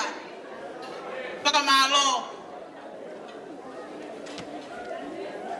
Hange ki. Whakakoloa aki koe. Ai e poko o moui. Koe aho koeni. Loto maolalo e tahine whahu. Tahine ko ana paunga. Lore sio. Pai ai ni he nā tātā. Kai pehe ki he tūtū anga kawa. Paki mo e toi. Isa. Moi vau mapa. Ana Lavemaau. Talu e kunoko motari ke ulamasi ai ki paho e ahon. A koe aho koe ni. Whakamalo lahi atu. E tahine ko wini. A ngahi whakaiki katoa pē kua whai. Mae ki paho asiba e aho koe. Talu ke no whanau i. O e kaunanga koe ni. Lau tokua na e tāpeke peka i koe. Mei e whanau i mai ki mamani. O e fua whatongia e whae o a o mai ki aho koe. Nā kupehe, o nā uri maka uta, o e fwoi kafi. Toki mahino ke te au, tā ku kafi anga winia. Kafi he mea kotoa. Ka ina, ka e pehe ke tahine. Hui a ana, peturi. O whalahi a testinoni testinona. Pea monu ia e tahine mario e aho koeni. O ku kei mo ui ai ongo kui. O ku mea e whae. Maria Aisea. O whakawhia whianga i aho koeni. Ai au si ai whangamokupuna. O kei mo ui ai whakakui. O whakamalo maolalo atu ia taine peturi. Whakalangi kua whai na e pahu o e aho koeni. Si ai mea a paulea kika ku ama mato a puloto. Koe mautu o e aho koeni. Koe pou. Kai toi tuku aiwi wini. Koe whakananiwi kua tuku ki loto. Whalapaongo wa mapumi. Awhia kia ngā whātualo. Ka pēai pa mono toka wanoa. Pungania kia kia tonga whātupā. Pēai pa mono katoteo. A mono kafpa pālangi hongo pulu. O e teki. O e tahine ka whanau. Whakamokopuna o ana pia mo e tuate. O e pāngai wāpe. Pea pēnia. Tahine Analiza Marie. Mea mai. Hui e teki. I loto marie. O e pāngai tahape.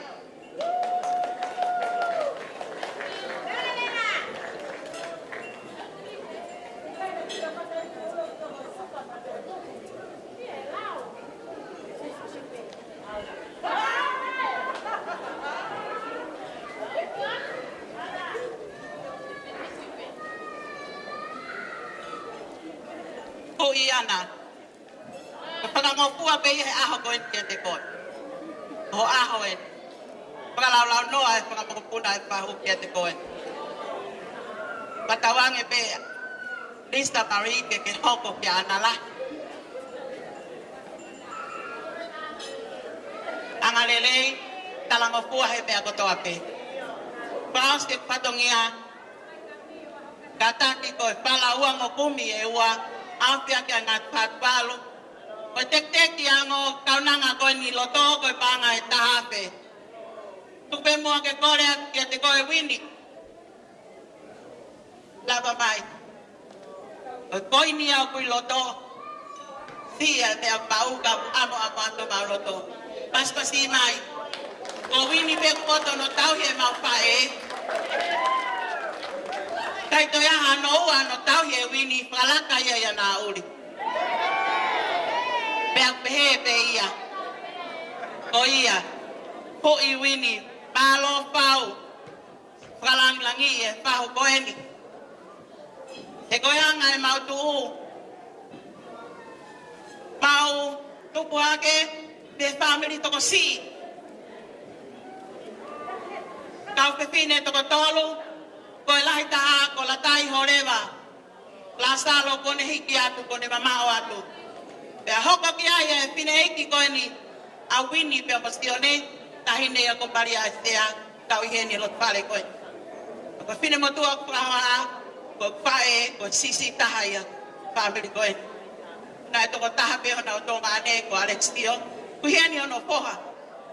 Pipi anga ia te kau ake family me tutu anga kava me api ko hatolu isa e kai te ulau aho kutunga ako kule ape aho koeni famalo wini he me ako to ape aya hato no e pua patongia e tamaiki me he kolo kakala tutu anga kava kai pehe ke ba mapa e pamole mole o Steve le dai kai ha ta mai pasi pamole mole o tau yatu ai ngahi ngat o ta ko ni loto ya win ka to ko ko te tau luka palo dai ma pas kata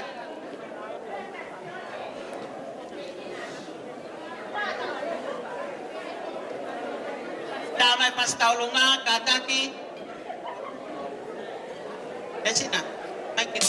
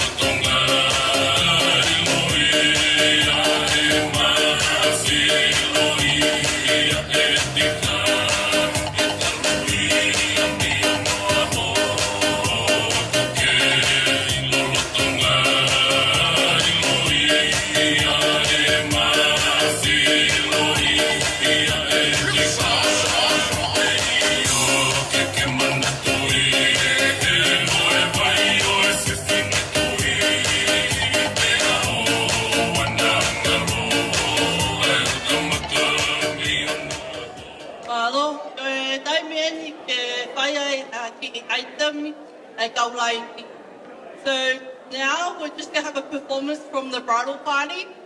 They've prepared and they've been practicing. So I hope you guys enjoy it. So inviting the bridal party, can you please come down?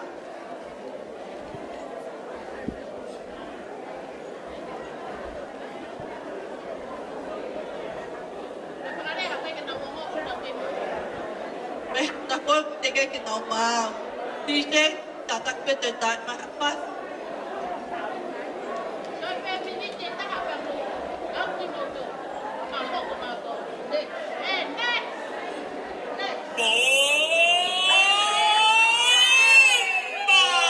Sensual. Un movimiento sensual. Sensual. Un movimiento muy sexy. Sexy. Un movimiento muy sexy. Sexy. Y aquí se viene el africano con el baile que es una. Para bailar esto es una. Para gozar esto es una. Para menear esto es una. Y las mujeres lo bailan así. Así. Así. Así. Todo el mundo una mano en la cabeza. Una mano en la cabeza. Un movimiento sexy. Un movimiento sexy. Una mano en la cintura. Una mano en la cintura. Hello. Hello. Patulowan. Wala ke upana mata kota dapat tekwan. Kaya tak jauh kau mau pangkol kau. Kalau kau pakai pakai. Kaya kan ini. Ayo kamu kan beda kan ini ay. Kau kau ada nai. Kaya ke makai para lolo. Kaya ke kau ini. Sangat baik kau ini. Kau itu bentuk tak. Kamu sana wae tak. Mama on. Dia pelot. Baku korek pen. Kita ini tak lupa cara tapi. Korek baku pelon ini. Kamu korek cara.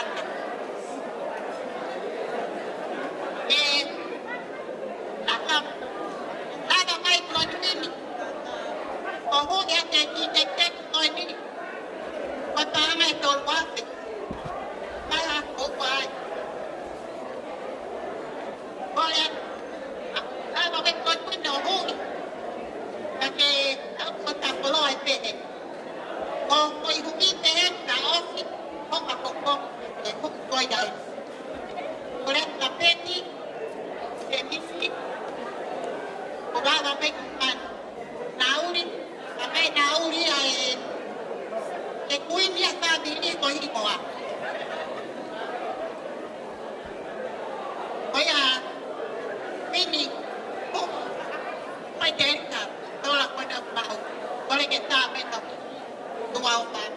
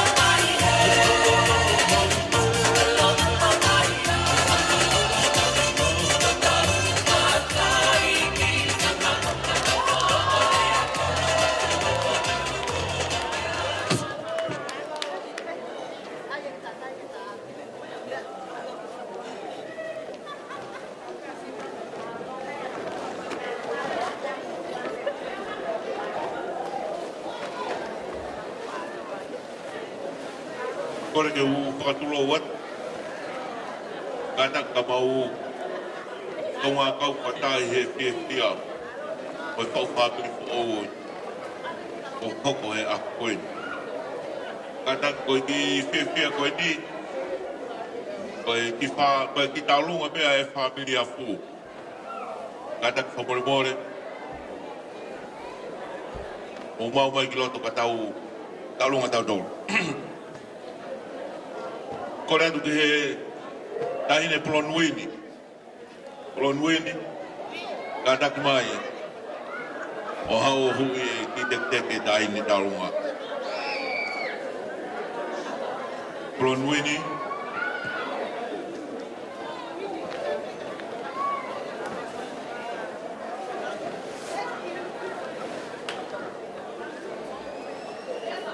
Whamore pe kwa ki hapea ea pupua. Rotonga pulonga e hafu e mea whakai ki upoko. Whai pe lau mai ki whakakat. Whatongia kaunga whiawhia.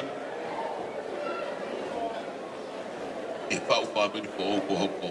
Tārewa whasi, kadak ni te tā mai ka tau ka mata.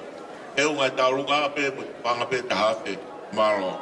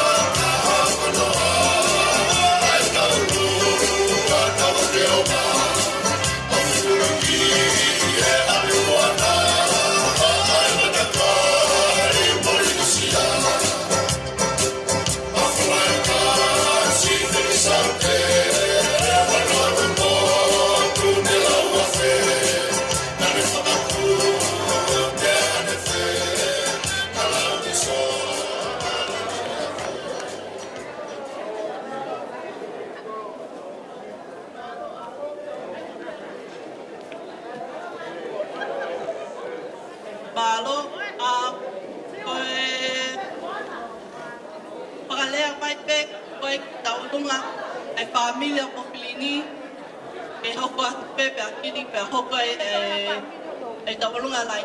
Kato e tawalunga koe ni, e tawalunga e familia Mofilini, whakakatoa.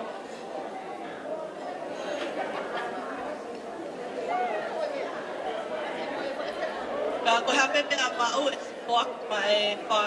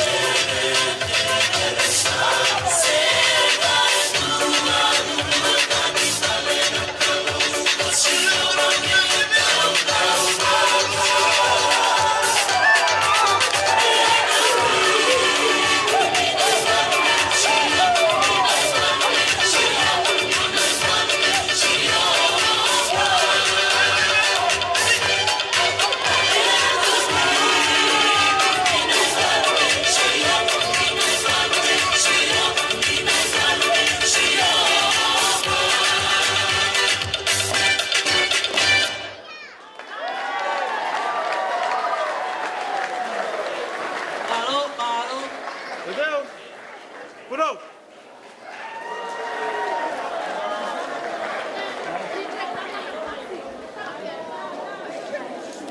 ke afia lau maari mao ni o ni hita lo tonga. Tapu atuahi o lakai. Whanau hau eiki. Tapu atu sila pelua. A mai mātua tau e whanua. E whakene uwhatapu. E ongo mea maari e aho. Ako kore ke whakamalu atu. I he tala whakatapu kakato. O he hawhanga e whiwhini.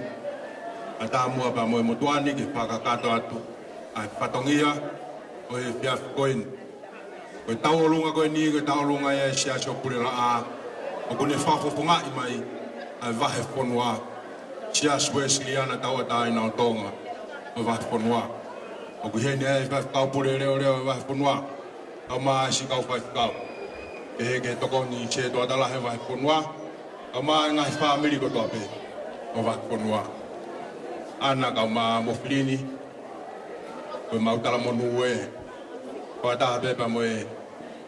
Whango fulu e whatsame. Tupe mua homo whalalaya si hou. Langa ai homo mo ui, aka ai homo mo ui. Tau ia koe alfononga. Teria e fili. Na ohopia homo lotupani. Ana, we miss you already. Ka koe ni koe whanau weni. Ko whanga tehi nā eni. Na mo tutuko hake lotupani. O purela a. Koe nau koe whatongia whakao sen maau e pō koe ni. Tala monu atu ki e ka hau. Ke hange koe ia nai whakao purele o reo. Peange mai koe mo oni ia. E whapita i tau tuku pēme a kotoa ke chikou. Ko ia i koe talunga ia o e whiawhini. Wahe whanua asne ria e kāinga lotu e siena. Koe tau talunga ai. Māloa pito. Koe ki lailoa kau koe ni ana ku. Polahi koe ni. Atu pe mua ia o polahi ake o peito. Ke kamata ake o ki whaki. Māloa pito.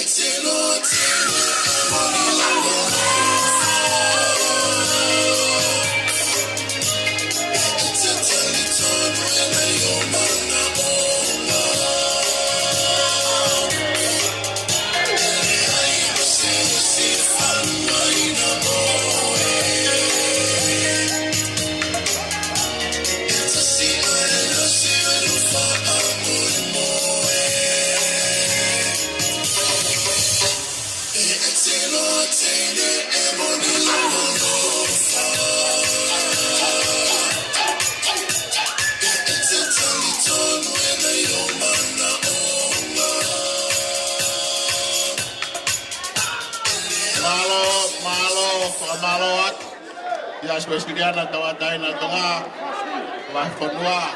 Malo pito pakabeite. Kole atu ki he talunga hoko. Ko hoko mai. E kunou ai taimi.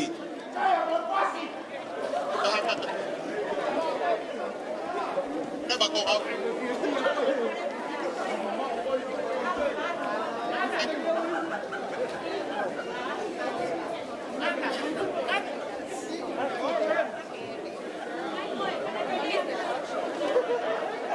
Palo apito, koe talunga uhoko, kore whakapore-pore at, koe na kona utu iloto he pala e, whakapore-pore.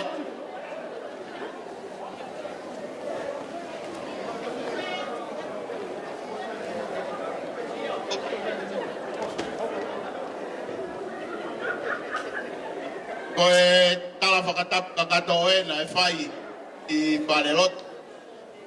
Pea tau wa umai I he pare-pareni ke whakawhia-whia ai katoa ngamari ko tau pe whakamoni ati ai I Pareloto. Ko talunga koni o ku teu ke whakahoko ko e tau olunga ia ai kui a Analiza ko whineiki ko wheturi pea o ko whakawhe I a whamiri ko toa pe o wheturi o ku kei wharen ko tau taolungae ko tau mamata I he katoa ngā I Pareloto I hono le sondi le toho whakatewhisi. Pea whai e whola e kau whewhine pea to e toho whakatewhisi. Koe tā lunga ko e di o pia mao moia ke toho whakatewhisi. E nai whai ai tala I he teu whakanofo o Tupou ono ke tau whoki ki api pea tā ki taha tohi hono lai ni. Pea nā kulere atu ai o tohi ho maulai ni. Pea ko osi ko e tohi ho maulai ni ku mea mai a no pere vaia. Ko hangata o ku taha pe I tonga. Osi e hono tohi teu whakanofo o Tupou ono pea mahino o ku ikai ke to iai ha hangata I tonga. O wātu toko taha pe o ku iai ai hangata. Ne whai pe whakatuuta ngā ue a tonga e ki o ngata pe a tonga he puaka hula. Pe alatu ki hapai, pe a ngata pe he puaka toho. Wawau toko taha pe, na nau toki ai o toho whakatewhise pe a kotoa. Tu tau se whamoni aki ai he ahoni. Le mere marea, tāna I DJ a whasi. Kore atu, koe teki o e tālunga koe ni. I teki o e tālunga koe ni kua loto maulalo e whai whakau. Tupe mua ke ne teki. Ai silape a kou kore atu. I e tāhine.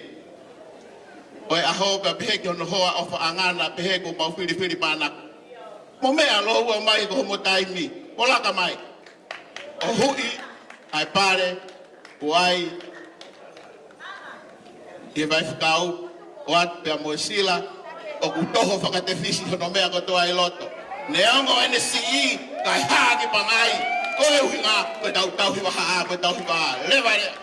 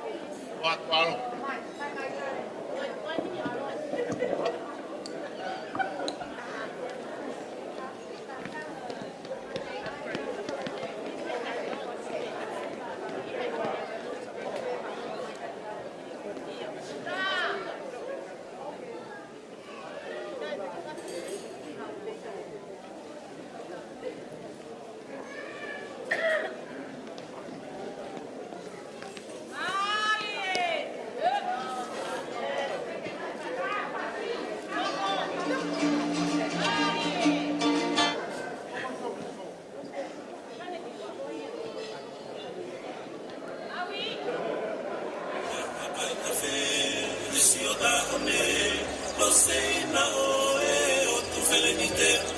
Kau kawai e kolove e ve'e. I tatu I lau o olo tele. E whai anga ia e pike pike.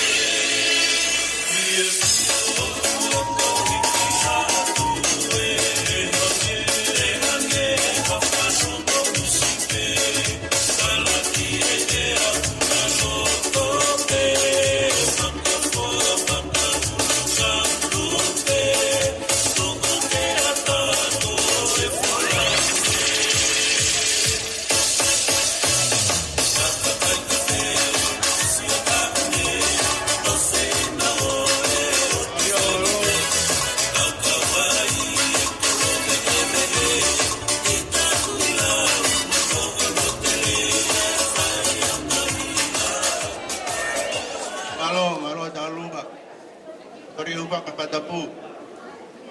Ata ke hoa koni ke kai ki. Papa na koe. Koe ki talungani koe talunga e kelas ako. Na sareti te purela koe ponua. Ya koe ko ana koe lai taha ia pa tau. Ya ho. Tok mau fie pe o kai koe more. Ka koe mau. Koe tek-teki. Koreat ke he hoa o whaangau ana. E koe lahi taha ia e whanau kelas aho. Mea mai o puye pare. Koe tola taha. Ke hape ae po ua.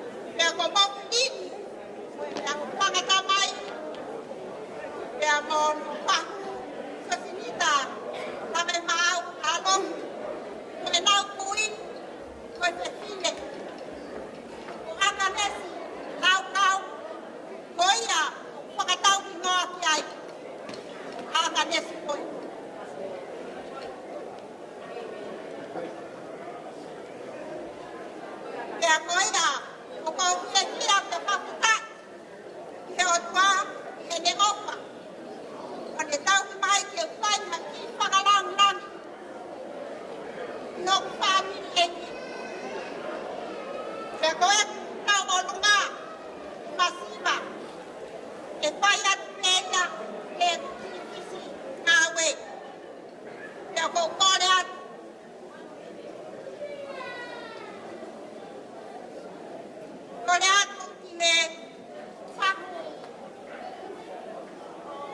Mofilini, Lavemaau. Kataki, Nita, Lavemaau. Lavemaau, Uyatwe, Itola, Taha. Yatau, Kapai.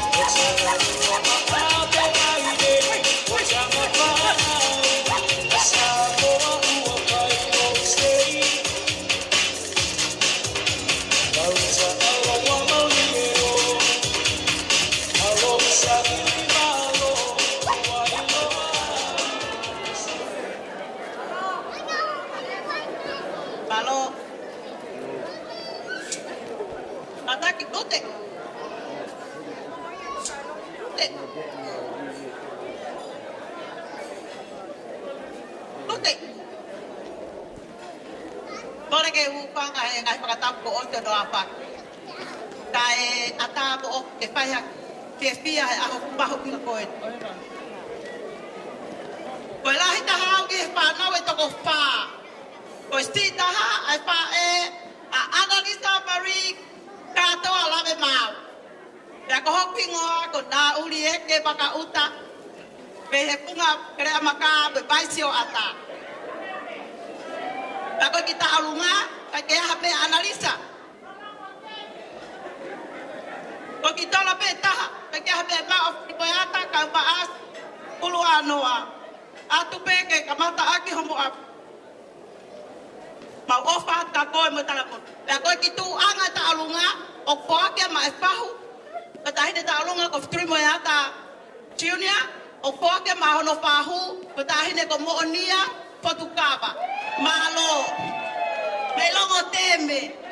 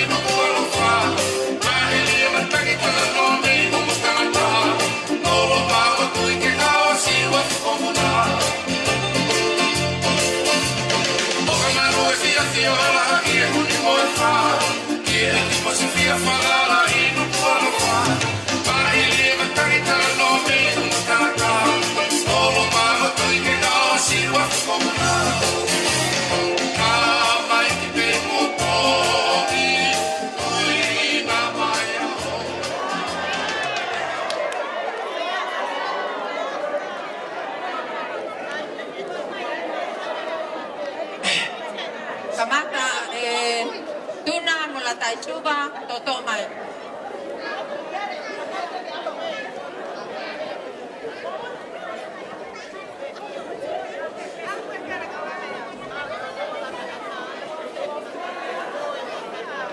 Lesina, porque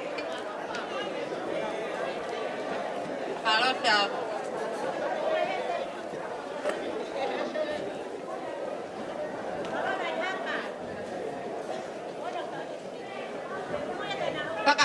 Pakatapu, tolu itakai atua piloto tatau.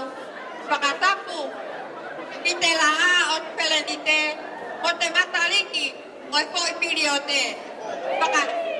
Pakatapu, iha ataula enki, mohalotu. Pakatapu heni, ke paa, pakalunga atonga hangat. Pakatapu makehe heni, iheongo, poi heilala talitami, oku onawa oi aho. Analiza Lavemaau, Mofilini, Tupou, Lavemaau, I love you. Polo pe mua kula tau maki, kai tuku ke motou tu apa ai ngatu, I he fala ko popola. Kua kouna matou e ofari oa, ke motou fotuaki, motou uhinga, mo pakakakato, motou patongia.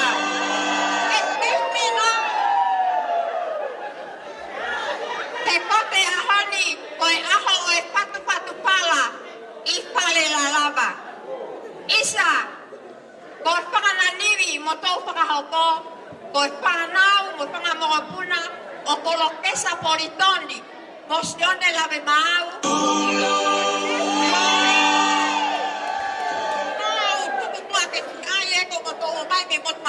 Please. O kolokesa politoni mosione Lavemaau o petani ni wafou taaki moyaka pe amo taulanga ko ifea. O petani e wafou e wamotua mo funga fonua mo taulanga na fanua. Iyo o e funga tapkemo vai ko tapinga alo italau. Lolo halai balu mo taulanga puatale ai matapa o palataisi. Moto uhinga. Oku kalangalo.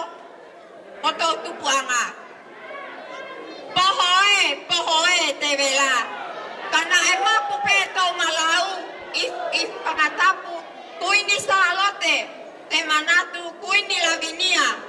Tau tatawatu. Ahoni. Malau pitunima. Tau pangamanatu.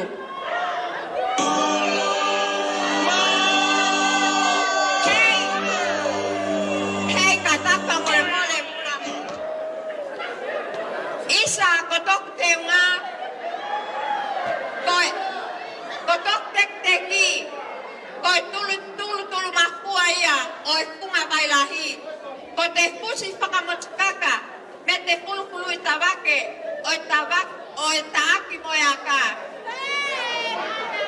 Kotoku kahawa, na eukupia mihtaulanga ko ifea, aikona o omai o lanu, ihelaku paanga, Katoa kia e kuma na panua e. Kohoku besa mae, kohoku besa nima, ne ukupia me kunga tapkemo, vai ko tapinga, hake olanu I alo italau.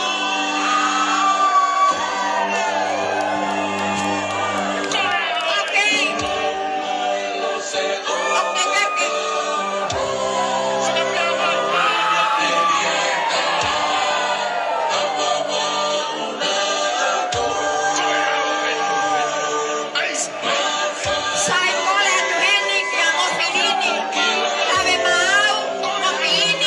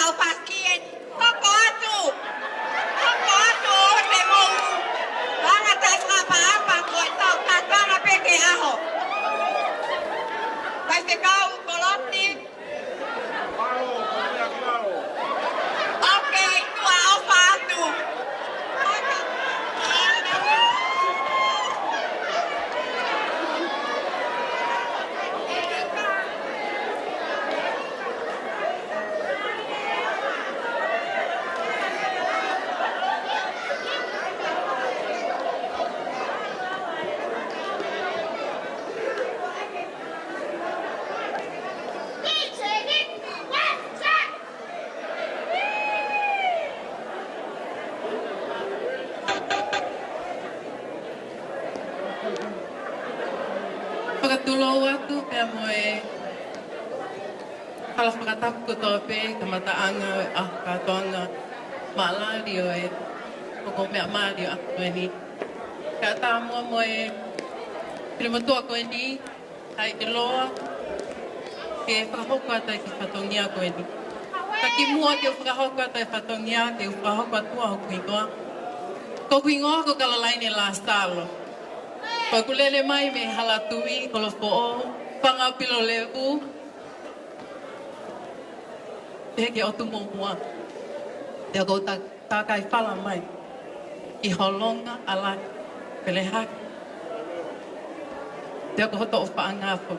Pe te talangofua pe. Ka no. Ke te tu o whakahoko e whatongia. Ko ki whatongia koe ni. Ko ki tawolunga e ni. Ai whangamokopuna o lile ai sea. Ka taki o lile whinau. Pea koe ki tuanga o e taolunga e whakahoko he hoa koe ni. Koe e whalawongo kumi, hawhia ke whatanga toka ua noa. Pea o kuloto whiawhia pe whamiri ke whakiatia mai whahu e pe whine maare a koe ni. Kia te koe ana. Ana e tuate lolesio. Te koe ki teki, kore atu pe, te o whiawhia pe whamiri, he hui atia mai ako mea maare a koe ni. Koe a pia ki whatongia, ma loa pito o wha.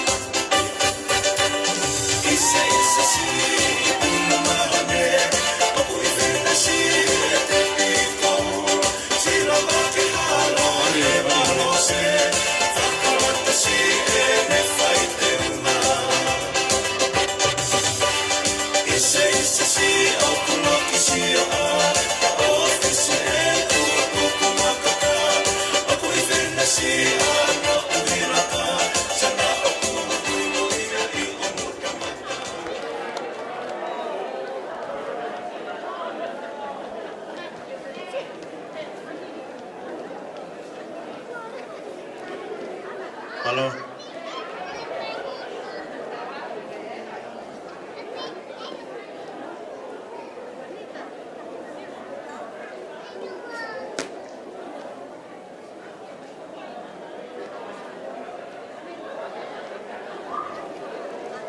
Kore pe mua ki u whanga atu he tala whakatapu ne ka mata ke tau kātoanga he piasi. Kaya tā mua bau ki whakahoko atu e kālunga koe ni.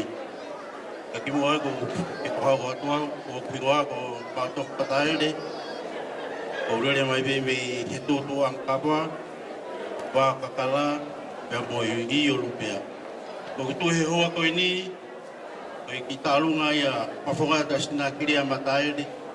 Koe kwa e, ka koe pikinga ki he Mario ahoni, koe tamai koe ni a ana. Ko sina kiria mataere, nai Tupou e pepine korea e whawhango. Ana ia e no whanga tuka ane.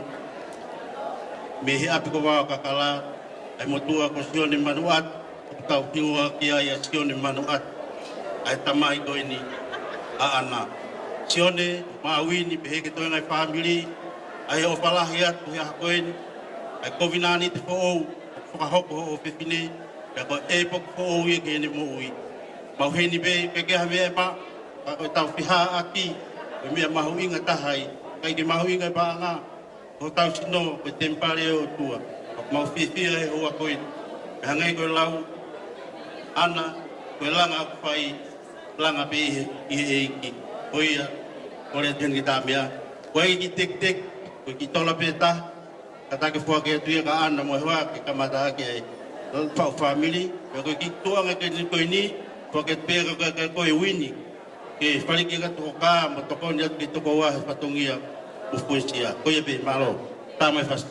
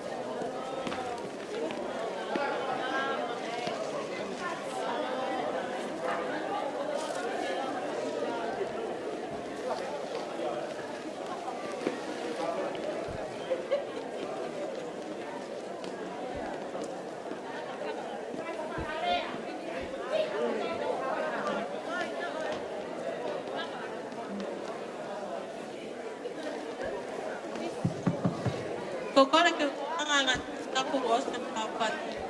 Ta tapu ke kokote topia tuan. Ko taulunga koko. Taulunga e whangapapuna Latu. Ko Latu o kulakia he kui a Mofilini. Na mini a Lavemaau.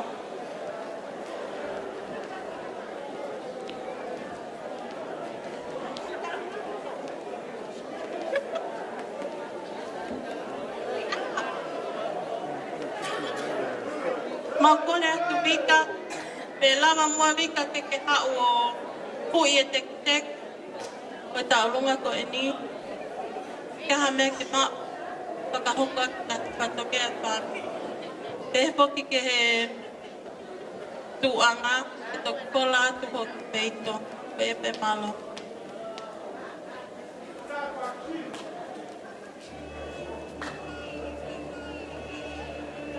Alo mafae, ona whanua, seke to ae, pea mo ta whakula, mo ahakea, mo ahua mua, ka mau alofi, ai mo toko manua.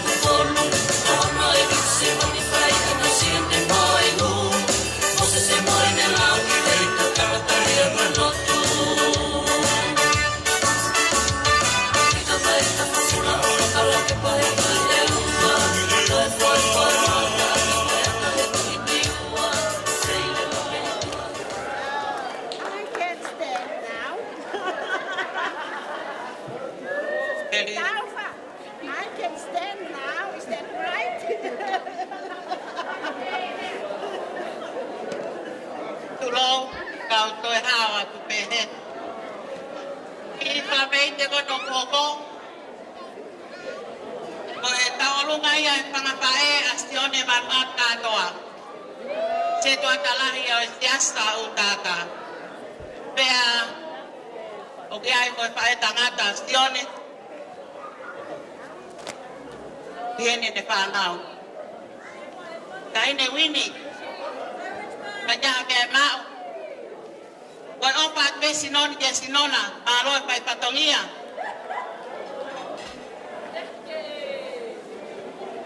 Näyttää luka. Perava vaikka. Itse teki pekää lukaa kolekka wini kataki mai. Poja te teke näyttää lukaa. Vaan tulouvat pekee pahue että inta lukaa laatu pita. Kai tupe mua ke haawate patongia. Koi niin, wini. Koi peka maa lope. Pea Helena, pea Popeni, a vecchia Arterio, poi hoa, Latu ka pare questione, se ale matkeu pa kanau. Koia pewi. Koia teki pa ya ka talanoa he akoe. Talunga ya me api ko hatolum he tutu ang akaba. Malo.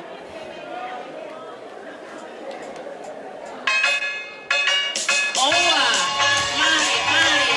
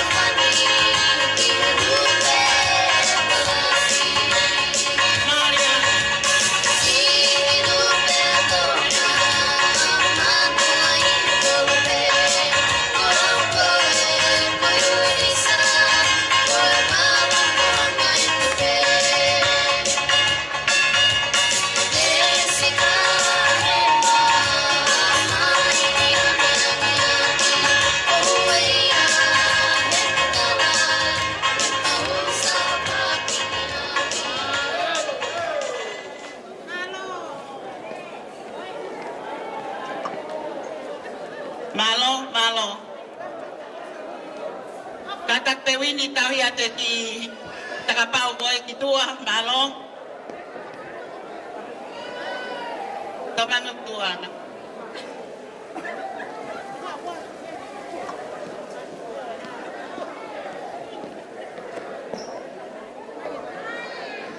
More pe. Kau hawat boy. Pai kamari ko ini. Kopi ngoak, Latu, Matkeu, Lesina. Kau tu pumei lo to Asia ni ako, Asia ewa, me foi malau. Mapa na no apelo to. Kau mo kapuna ini ola bibia aku mari kau ni.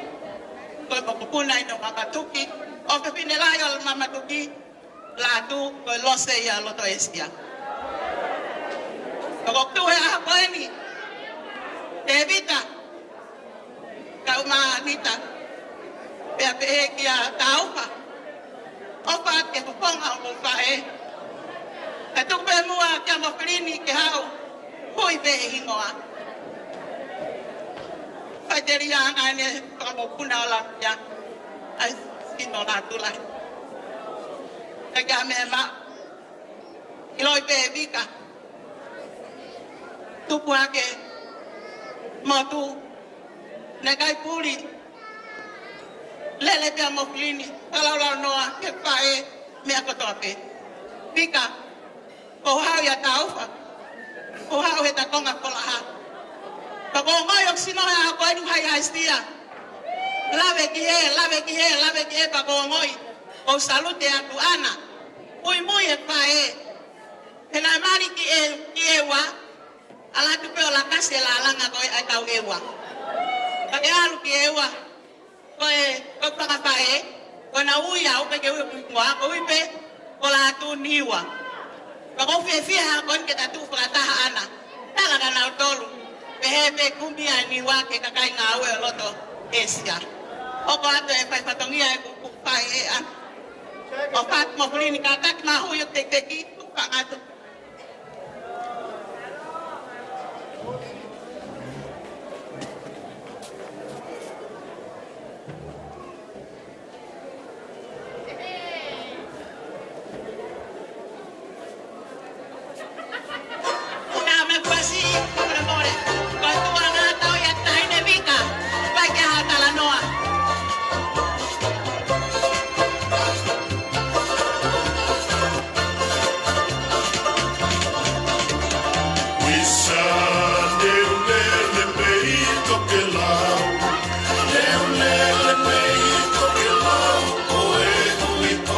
Fai e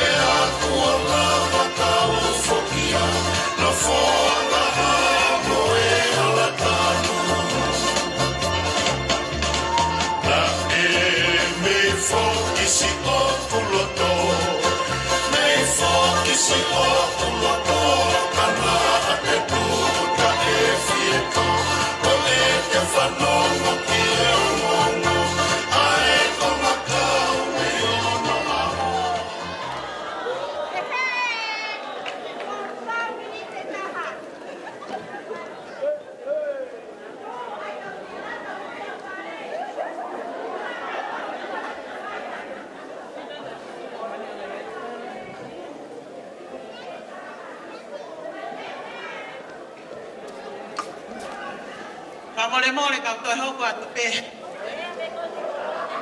Ta lu ngai ni ha bai si ma. Ko eseta. Ule anga ya vika. Olo to vela ma pana pe to ko wa ko eni. Eseta bai si ma me pana o. Vaya para meite. Me amai tai ne vika. Poi e tek. Ai opa eseta ka me pana o. Talo opa to ko wa ko eni. Vika.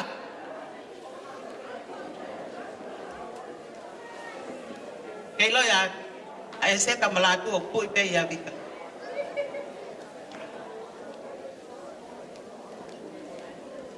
Pamalo lah ya seta ngaki.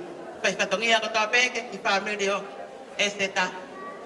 Kai mai pasi, kai nga ya melo to kai ano.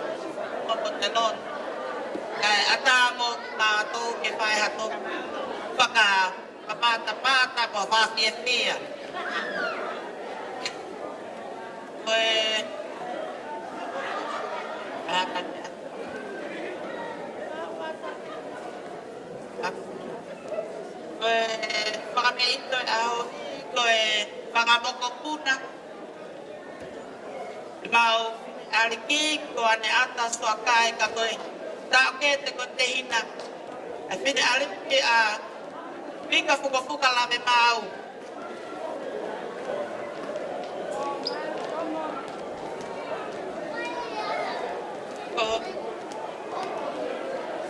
Paula Mofilini, Tupou Lavemaau, katakpe mo ke piapay tuwasik koni. Aya ka po ilole me meliet, o foi o paanga, tau o paanga. Kahin ko Analiza. Ko ya ko pase ta ulunga ko tu anga o ko lat pe ke ite ali ki a Mofilini o Lavemaau, pika fuka katakpe abay. Fuka Lavemaau, to ato pagkakato ako patokia, elot mo siya. Kaya tayo may pasti, tuiwa! Wey! Alumafae, unafanua, sekito ae, kaya mutafakula, moahakea, moahua, kamau alofi, ay mutakamanua.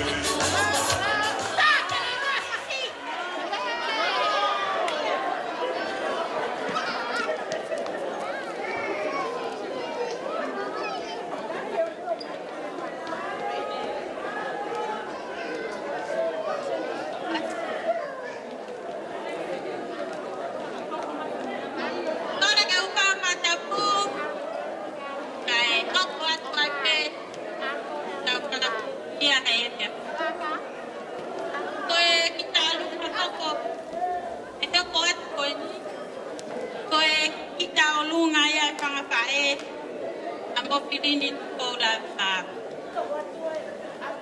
Dini, porque os kilo pego para masiva.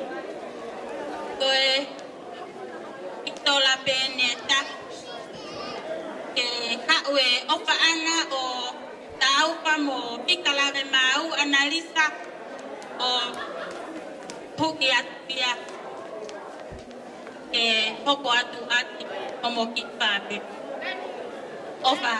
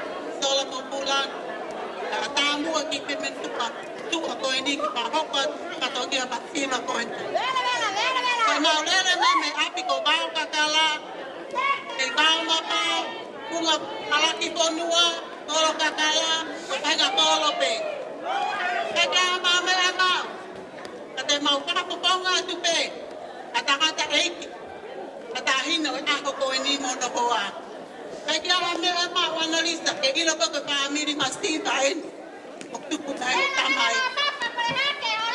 Akoe, watu kaya maroko kaya koe. Porque family koni kolera ma pepere hake na epe me ana lomai. Family koni na na upai tepe api ko baka kala kutari ko au ke pare kwa. Toko me ma ukiloma mai ke anol. Kata ki pia Analiza mo hoa o paanga. O paunga taanga ai. Koe mau piki tekneki. Koe tahina ni meitanga. O sione mana tu ko Tupou. Te te wate te ki tola. Ka moua na lava panga mo kini vai pupoko. Ta taka Moimoi pe ka toho kuno. Iksilan. Ko ai o iu. E eu tenho que matar a rede, não pensou nisso, porque está matar a rede. Sai, tá indo no meio da laje, quando eu estou não, mas para a gente matar lugar, para o tempo da lugar da parede vai aprovar o catalão, tô indo tarde aí, para o para a gente todo analisar, para o que colocar, depois que vai Vai ter que malo, tá malo. Vou falar já.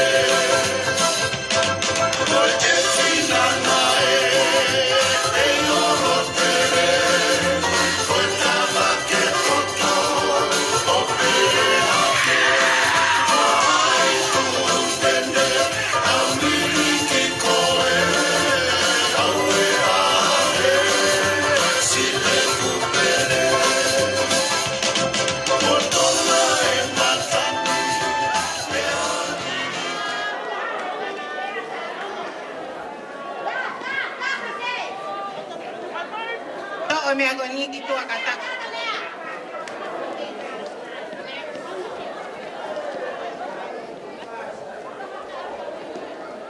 Kore ke hukanga whakatapu, kata moau, e whaia taki whaka me ite. Ko tui peko au peko taurunga tāpuni katoa nga, te ton. Io,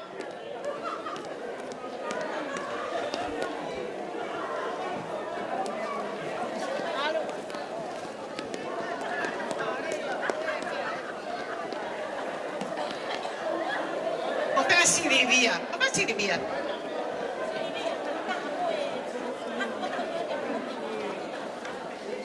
Kan mukola.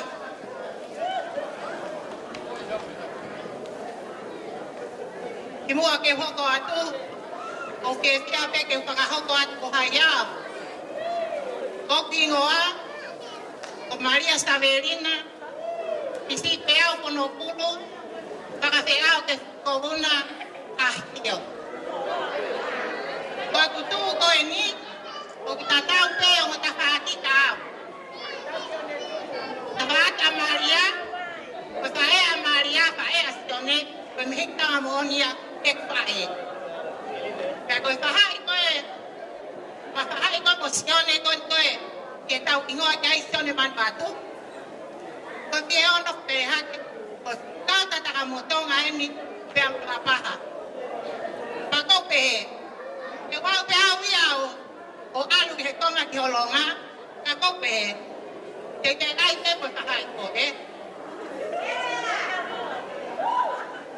Kama apa famili mosione tatara motonga, apa turuki nga babau lai, tapi hanga pe ki woreba, kafe au pe koreba, aturuki nga. Tapi fare kau no, ko batulowa ko lo kakala. Koi api kon e makui mosion e holonga, o kuya koi ap ko hatolu. Oia, ko ke pia pe, wini, malo nga wela wini. Mau ke pia ko toa he ahon, nga we ke sai. E ka pe aja. Ini lo bebe koi win. Waktu pe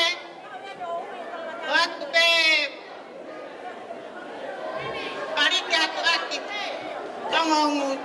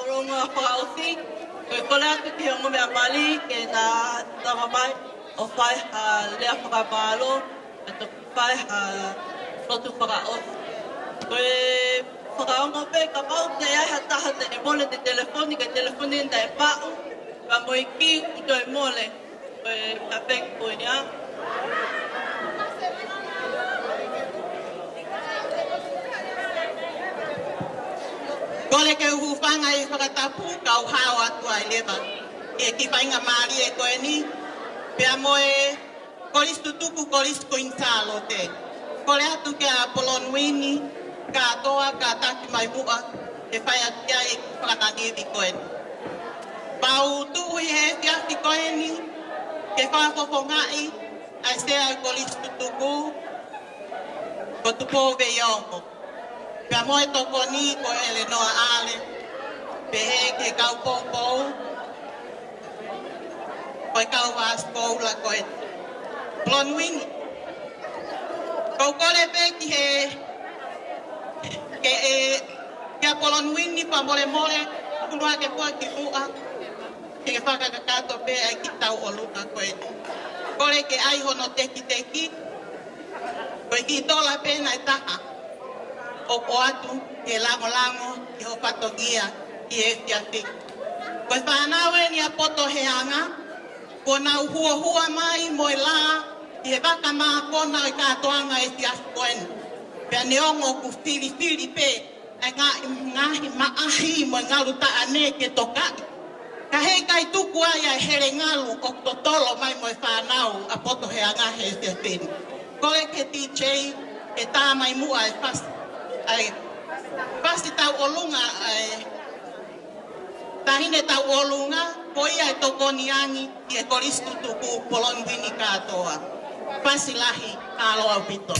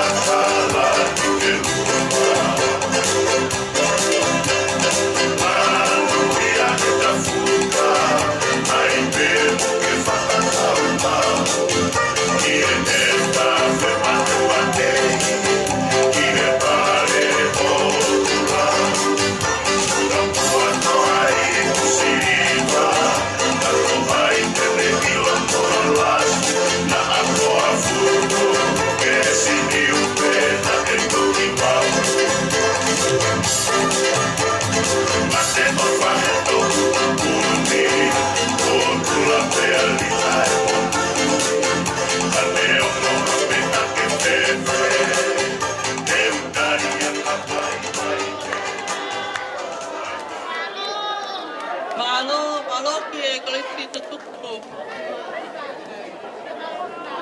Malo kolisi tutuku kui salo te e whakamawhana. Mua ke whakawhi I Mofilini pehe ki ana ki whakata ka malo. Before I hand over the mic to Anna and Nini, just a reminder, if anyone's found any keys, can you bring them to me? And then there was a lost phone. I found a phone. So if you've lost your phone, come and it's probably your phone. So phone number Lini ke Anna, or Lini ke Taihana Lea.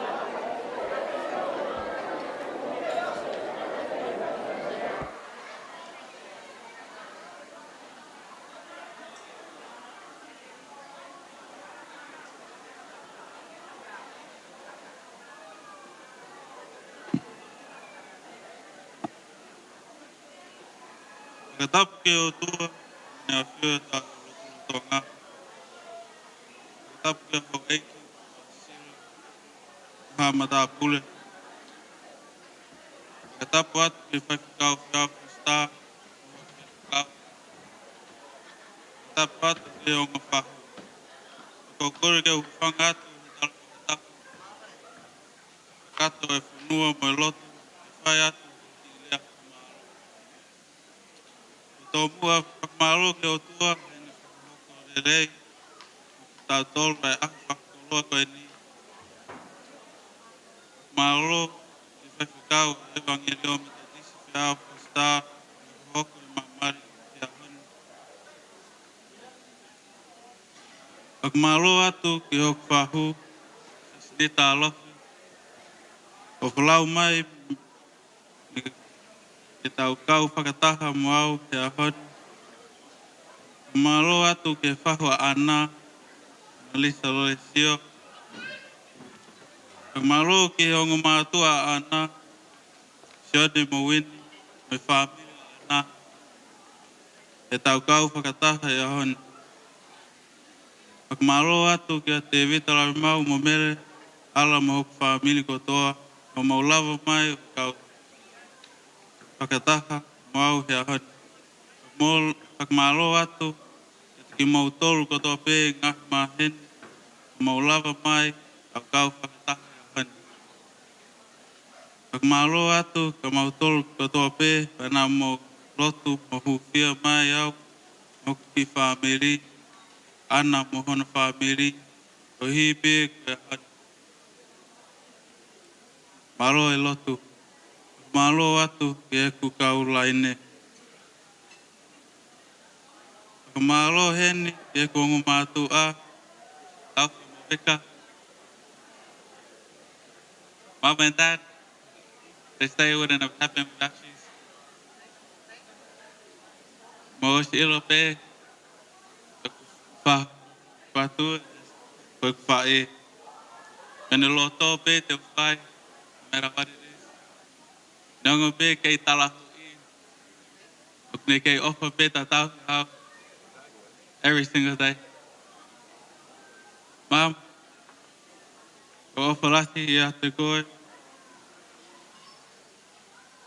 Koku pe kumari.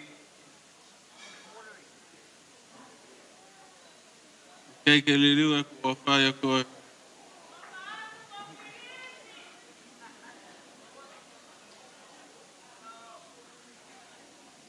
Lastly, but definitely not least, I'd like to thank my beautiful wife, Analiza, Lesina, Lavemaau.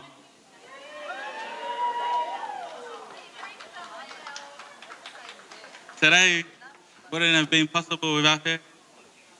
There's been a lot of prayers, a lot of hard work that's been put into today. I can't thank anyone but God and my wife that stands beside me today. Katoa pego I keep whakamalo pe. Whala kapu ke tumo tolu katoa pe.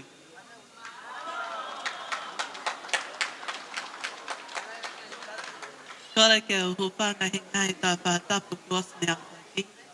Kai ata mo ke whai halea whamalo. No pe hi. osi Paula e tau. Iha. Kua whamaro lahi e ki he ongo whahu.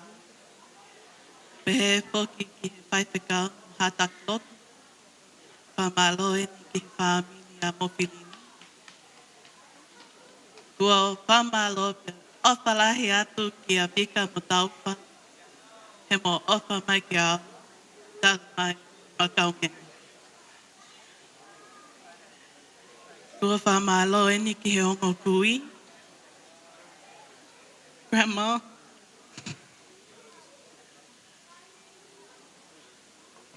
malo he whai me kotoa.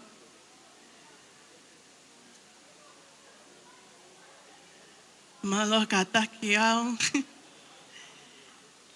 Mo kei whai pe hukloto. Tai me kotoa. Koia nena ku ofa lahi atu ki ate koe. Malo ngau e lahi. Pea ku whamalo e ni ki hok family.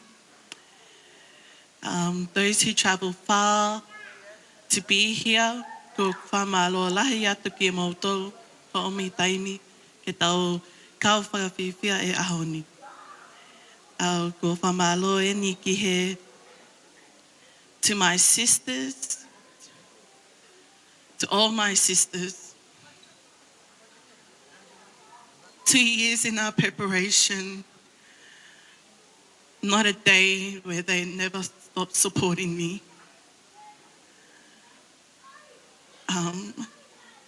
They are my biggest supporters in everything I do. Ko ia ku whamalo atu ki mautou. I also like to thank my co-workers and my friends. Thank you for being here with me and experiencing this culture. This is our Tongan ways, so thank you for joining with us. I also like to whamalo e ni ki he siasi pehe fo ki he vai whanua. And also my biggest heart, my tau Tupou. Tau Tupou, ma loho mo tango fua mai to everything I've asked during my leaderships with you.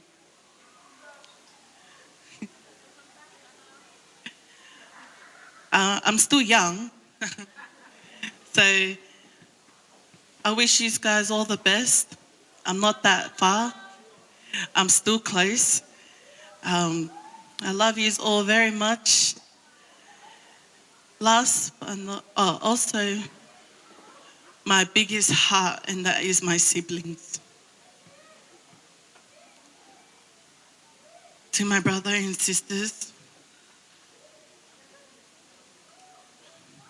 today, everything I've asked, and they always say yes.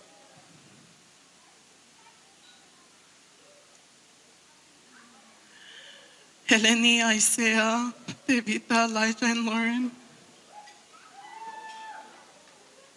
As I start my new journey, I know I'm always going to be Tailata. And that I am very thankful and blessed for you guys to always do so much for me.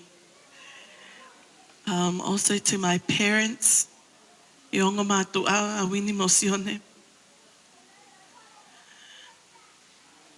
Dad, thank you for being my best friend.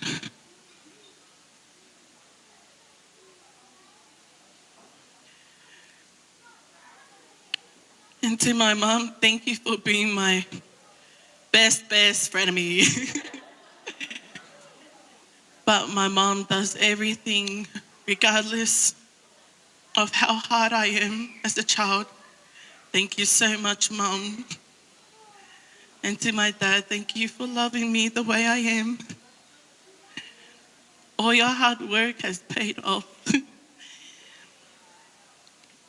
And to my bridal team, thank you so much again for giving such great memories. Thank you for God backing me during this process and being part of this journey with me. But last not least, koe ne tātou e no lea, but tā koe e loloa. To my husband,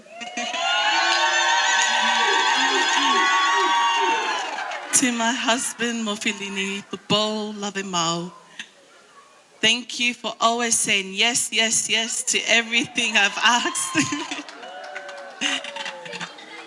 And continue to say yes. Okay, I'll be sure. Thank you for being my best friend, my soulmate, and also my lover. For those who know us, we are very opposite attract, but we are very grateful and blessed for God's love towards us. Ke toi ai hau mea, ko ku ofalahi atu ki atu ki mautolu, ko ia pe malo.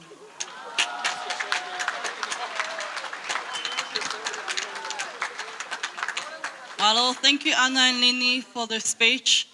Koe ki mo ape ia whakamalo atu ki mo tolu homo si nofo mai. Pehe ki kau whai whekau. Ngari kātoanga pe homo kei heni. Ka whakamalo neong kuloloa. Ka malo pe ki mo tolu. Koe kolo atu ki he whai whekau a Mofilini. Whe a fosta. E si I whaiha tau lotu whakaos. Ka ose tau kātoanga. Thank you everyone for coming out. And I'd like to invite Lini's pastor to have the closing prayer. Ki mo ape kole whakamoimoi ka ki mo tolu, ka tōno no ka hā mea te au. Tupe ke o si fua hia. Mahalo. Mahalo. Ko lawe be ko maulolo e po. Ako vete ngata ho tau hua. Ako hono boni mea ko tope ku pau pe ke hau o au ke no ngata. Mea ngoi tau loto ke ho kwa tu ako pau pe ke ngata. Parmua ke u patulo wat au whamarumaru atu he ngai tala whakatapu ko tope ku kamata ke aho koeni ke mea niuhu o mai ke ho wan. Tuke hu whanga tuai. Whakakato mua si o kupatongia. Whamalo atu. Ka ngā kau I he whamalo ko hui ko mō kei mea heni. Ki tau kei walangilangi pe ai aho o Mofilini pe mo ana. Nā ku lere mai a ne uhu ki he polo kalama. Nā ku hau pe mo e amanaki. O whakaukau mai, koe kuhau mao mai. Pea, whai mai e whiohi, pea, whai he, whai whakau pure whai whanua, e urumotua, e ne tala tūtūni, e ne tala ika Mofilini, e hau ia, te moana. Pea talu pe mei ai e ku tai whia marie. Nā ku whautua pe ku whautua ngā. Kai ke hifo e ku whautua. O wakai pe ke ho mou whia. Ka ke mou ilo mai e ku lota mo mahi. Nā ku pe he kou mau. E tā koe ku ombore. Koe ana ku whakakau pe te utoki lere mai pe. O kore atu pe ka te koe e whakau pule vai whanua. Me toi ata a Mofilini koe na ku ke whanu pe. Me tuangi mai ana ke whakatolahea ke mau ki kaenga. Koe ako paia e ku tae whia maari e mau loto mo ua. Ua mai e tātou ko e kātuanga e aho. Ko whai e ana e ne tatau e siasi mea kou whawhira e ana. Whamaro atu. E pure tako en ko mau. Ya ko fe anga ya ko moi e poni ko mau mai. Na penga foki ai kau pule ke hoko atu pe ai foi line koe o e more. Kana o si wha mai be e taufa koe ne ai ani ke whakangata au pito ai foi afo koia pe kamata e Mofilini. Koia ko whamaro atu Mofilini, whamaro atu ana. Mahino ko tari ho ofa ho spani te ko ke tu o Moimoi i ho taki ko uruena. Whawhita. Ko whangata laine koe more kamata e ahoni o kupe maa. Koia ko whamaro lahi kai te koe. Whamaro lahi atu ki kautau lai ki. Koe ko mouke mea heni. Ngari katoa nga pe e tau katoa nga ko mouki heni. Kai ke tuke uto e whaloloa. Koe whausi pe kui ai koe pe ai tau rea tonga. Koe katoa nga. Pea tuku pe ke u ki hanga pe o wahe ua. No pe i whamaa pōpua ki e tau ngā ue ahe katoa nga taule kamata pe mea neuhu. Koe whirea koe katoa nga, koe whirea ua koe kato pe moyanga. Pea koe tau o mai ke mea ko tau pe ai tonga ku whai o tau o ki ai mua tau kato o tau wanga. Wanga kehe mo ngai kato. Tau o mai o ku tau sio ku kehe pe e tau sio. Kehe pe e tau wakai, kehe pe mo i tau mua o tau o mai ai. Ka koe ku kore ka te mo tolu kai ngalotu. Mo ni pe mea nai mea ke whaskapure ani hu, ani ki mua. Tau to'o pe mua ai mea ku mo ni. Tau aru pe mo tala noa mo ni. To'o pe mea ku tau. O whoki mo ia ki api e pōkoe ni. Kua i se mautou no. O more tuku pe ei kalapuni.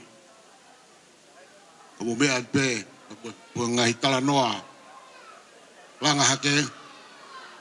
Ka moe tala noa e fia o malari. Ko tau mata ia i he aho koen. No whakakato ako o whalahi atu. Kia Mofilini pa pehe kia ana. Karitari lerei ki moua. Ki he ana. Ko taitari lerei koe. Koe ni kumahino. Ko ke hiki mai. O taitale rei koe ki siasi evangeli o me totisi. Pea ono whakakatoa ko o whalahi atu ka te kumotolu. Ka ki mua ke tau whakaosi e pōkoeni. O roto pe whake rewa a Steve Keiti, Mari, a Mofilini, Tupou, Analiza Mauri, Lavemaau. O kada ke o paspasi mai.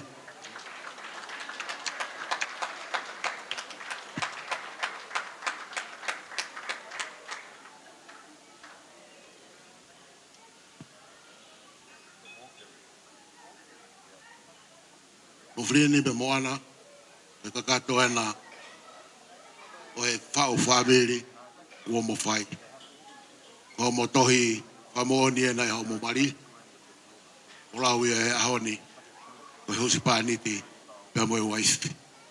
Koe ko o whalahi atu ka te mou. O whalahi atu ka te mou tolu ko tau pē. Tau kau ngā kau e a koe ni pea pē. Ki e o ngā whamiri. Tala monu atu ka te mou tolu. Pē ke kai ngā. Kai ngā. Pe vai whanua. Pega te motor ko tau pegu tau kau ngā kau e ko. Kore peke tau whaosi. Kura ke hua mai pēr tau hiwa taha. Tau whaka osi ake. E kā toa ngā e pō. Oh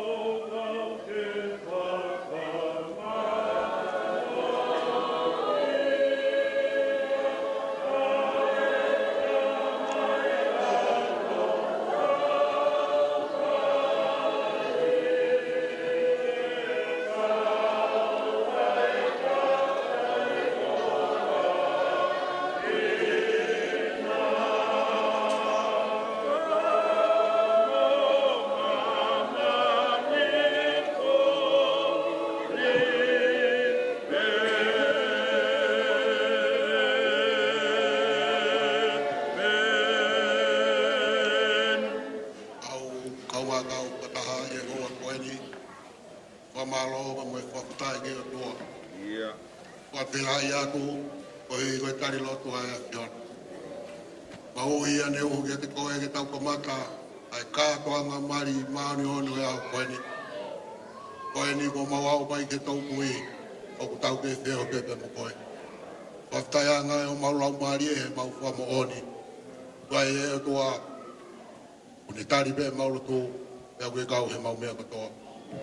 Whawhitai koe uhi koe aho, e mohona whakakoloa. E whia, Mofilini me pēke a ana, pēke e ngā whamiri, pēke e ngā siasi, ka pēke ngai kaunga mea ko tō pē. Mau lau ai ho mau tāpua ke hau koeni ke mau mātā ia e whotūtō ngau e a whiona ko whaiba mo Mofilini pia moani. Kalmai koe mari a ku maari ona. Koe whotūtō e a whiona ko whaiba ngaua ko whahoko e aho koeni. E ko kamata, ai na lalaka atu i hala whanonga o i nofu mari. Ko whaftai ka tua pa ko hapai atu. Mo moi atu si tā mai o i kipa mo i kaunaka.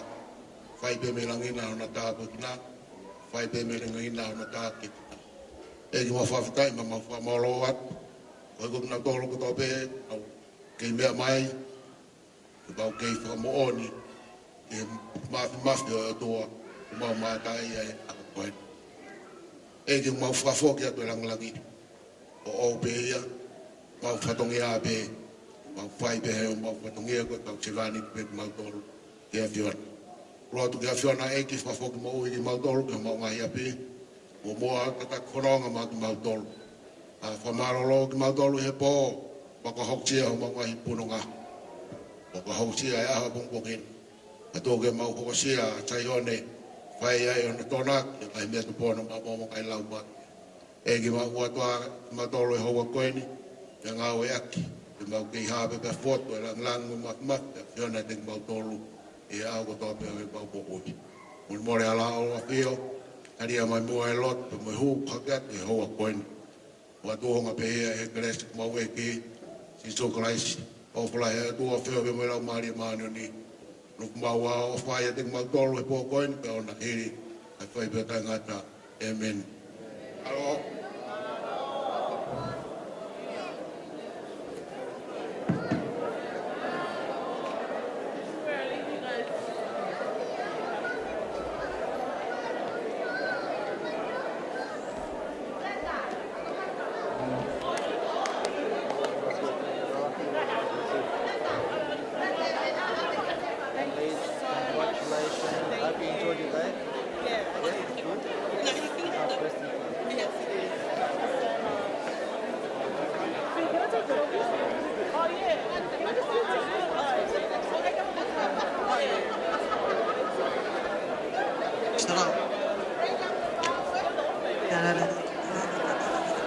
Yeah, very low.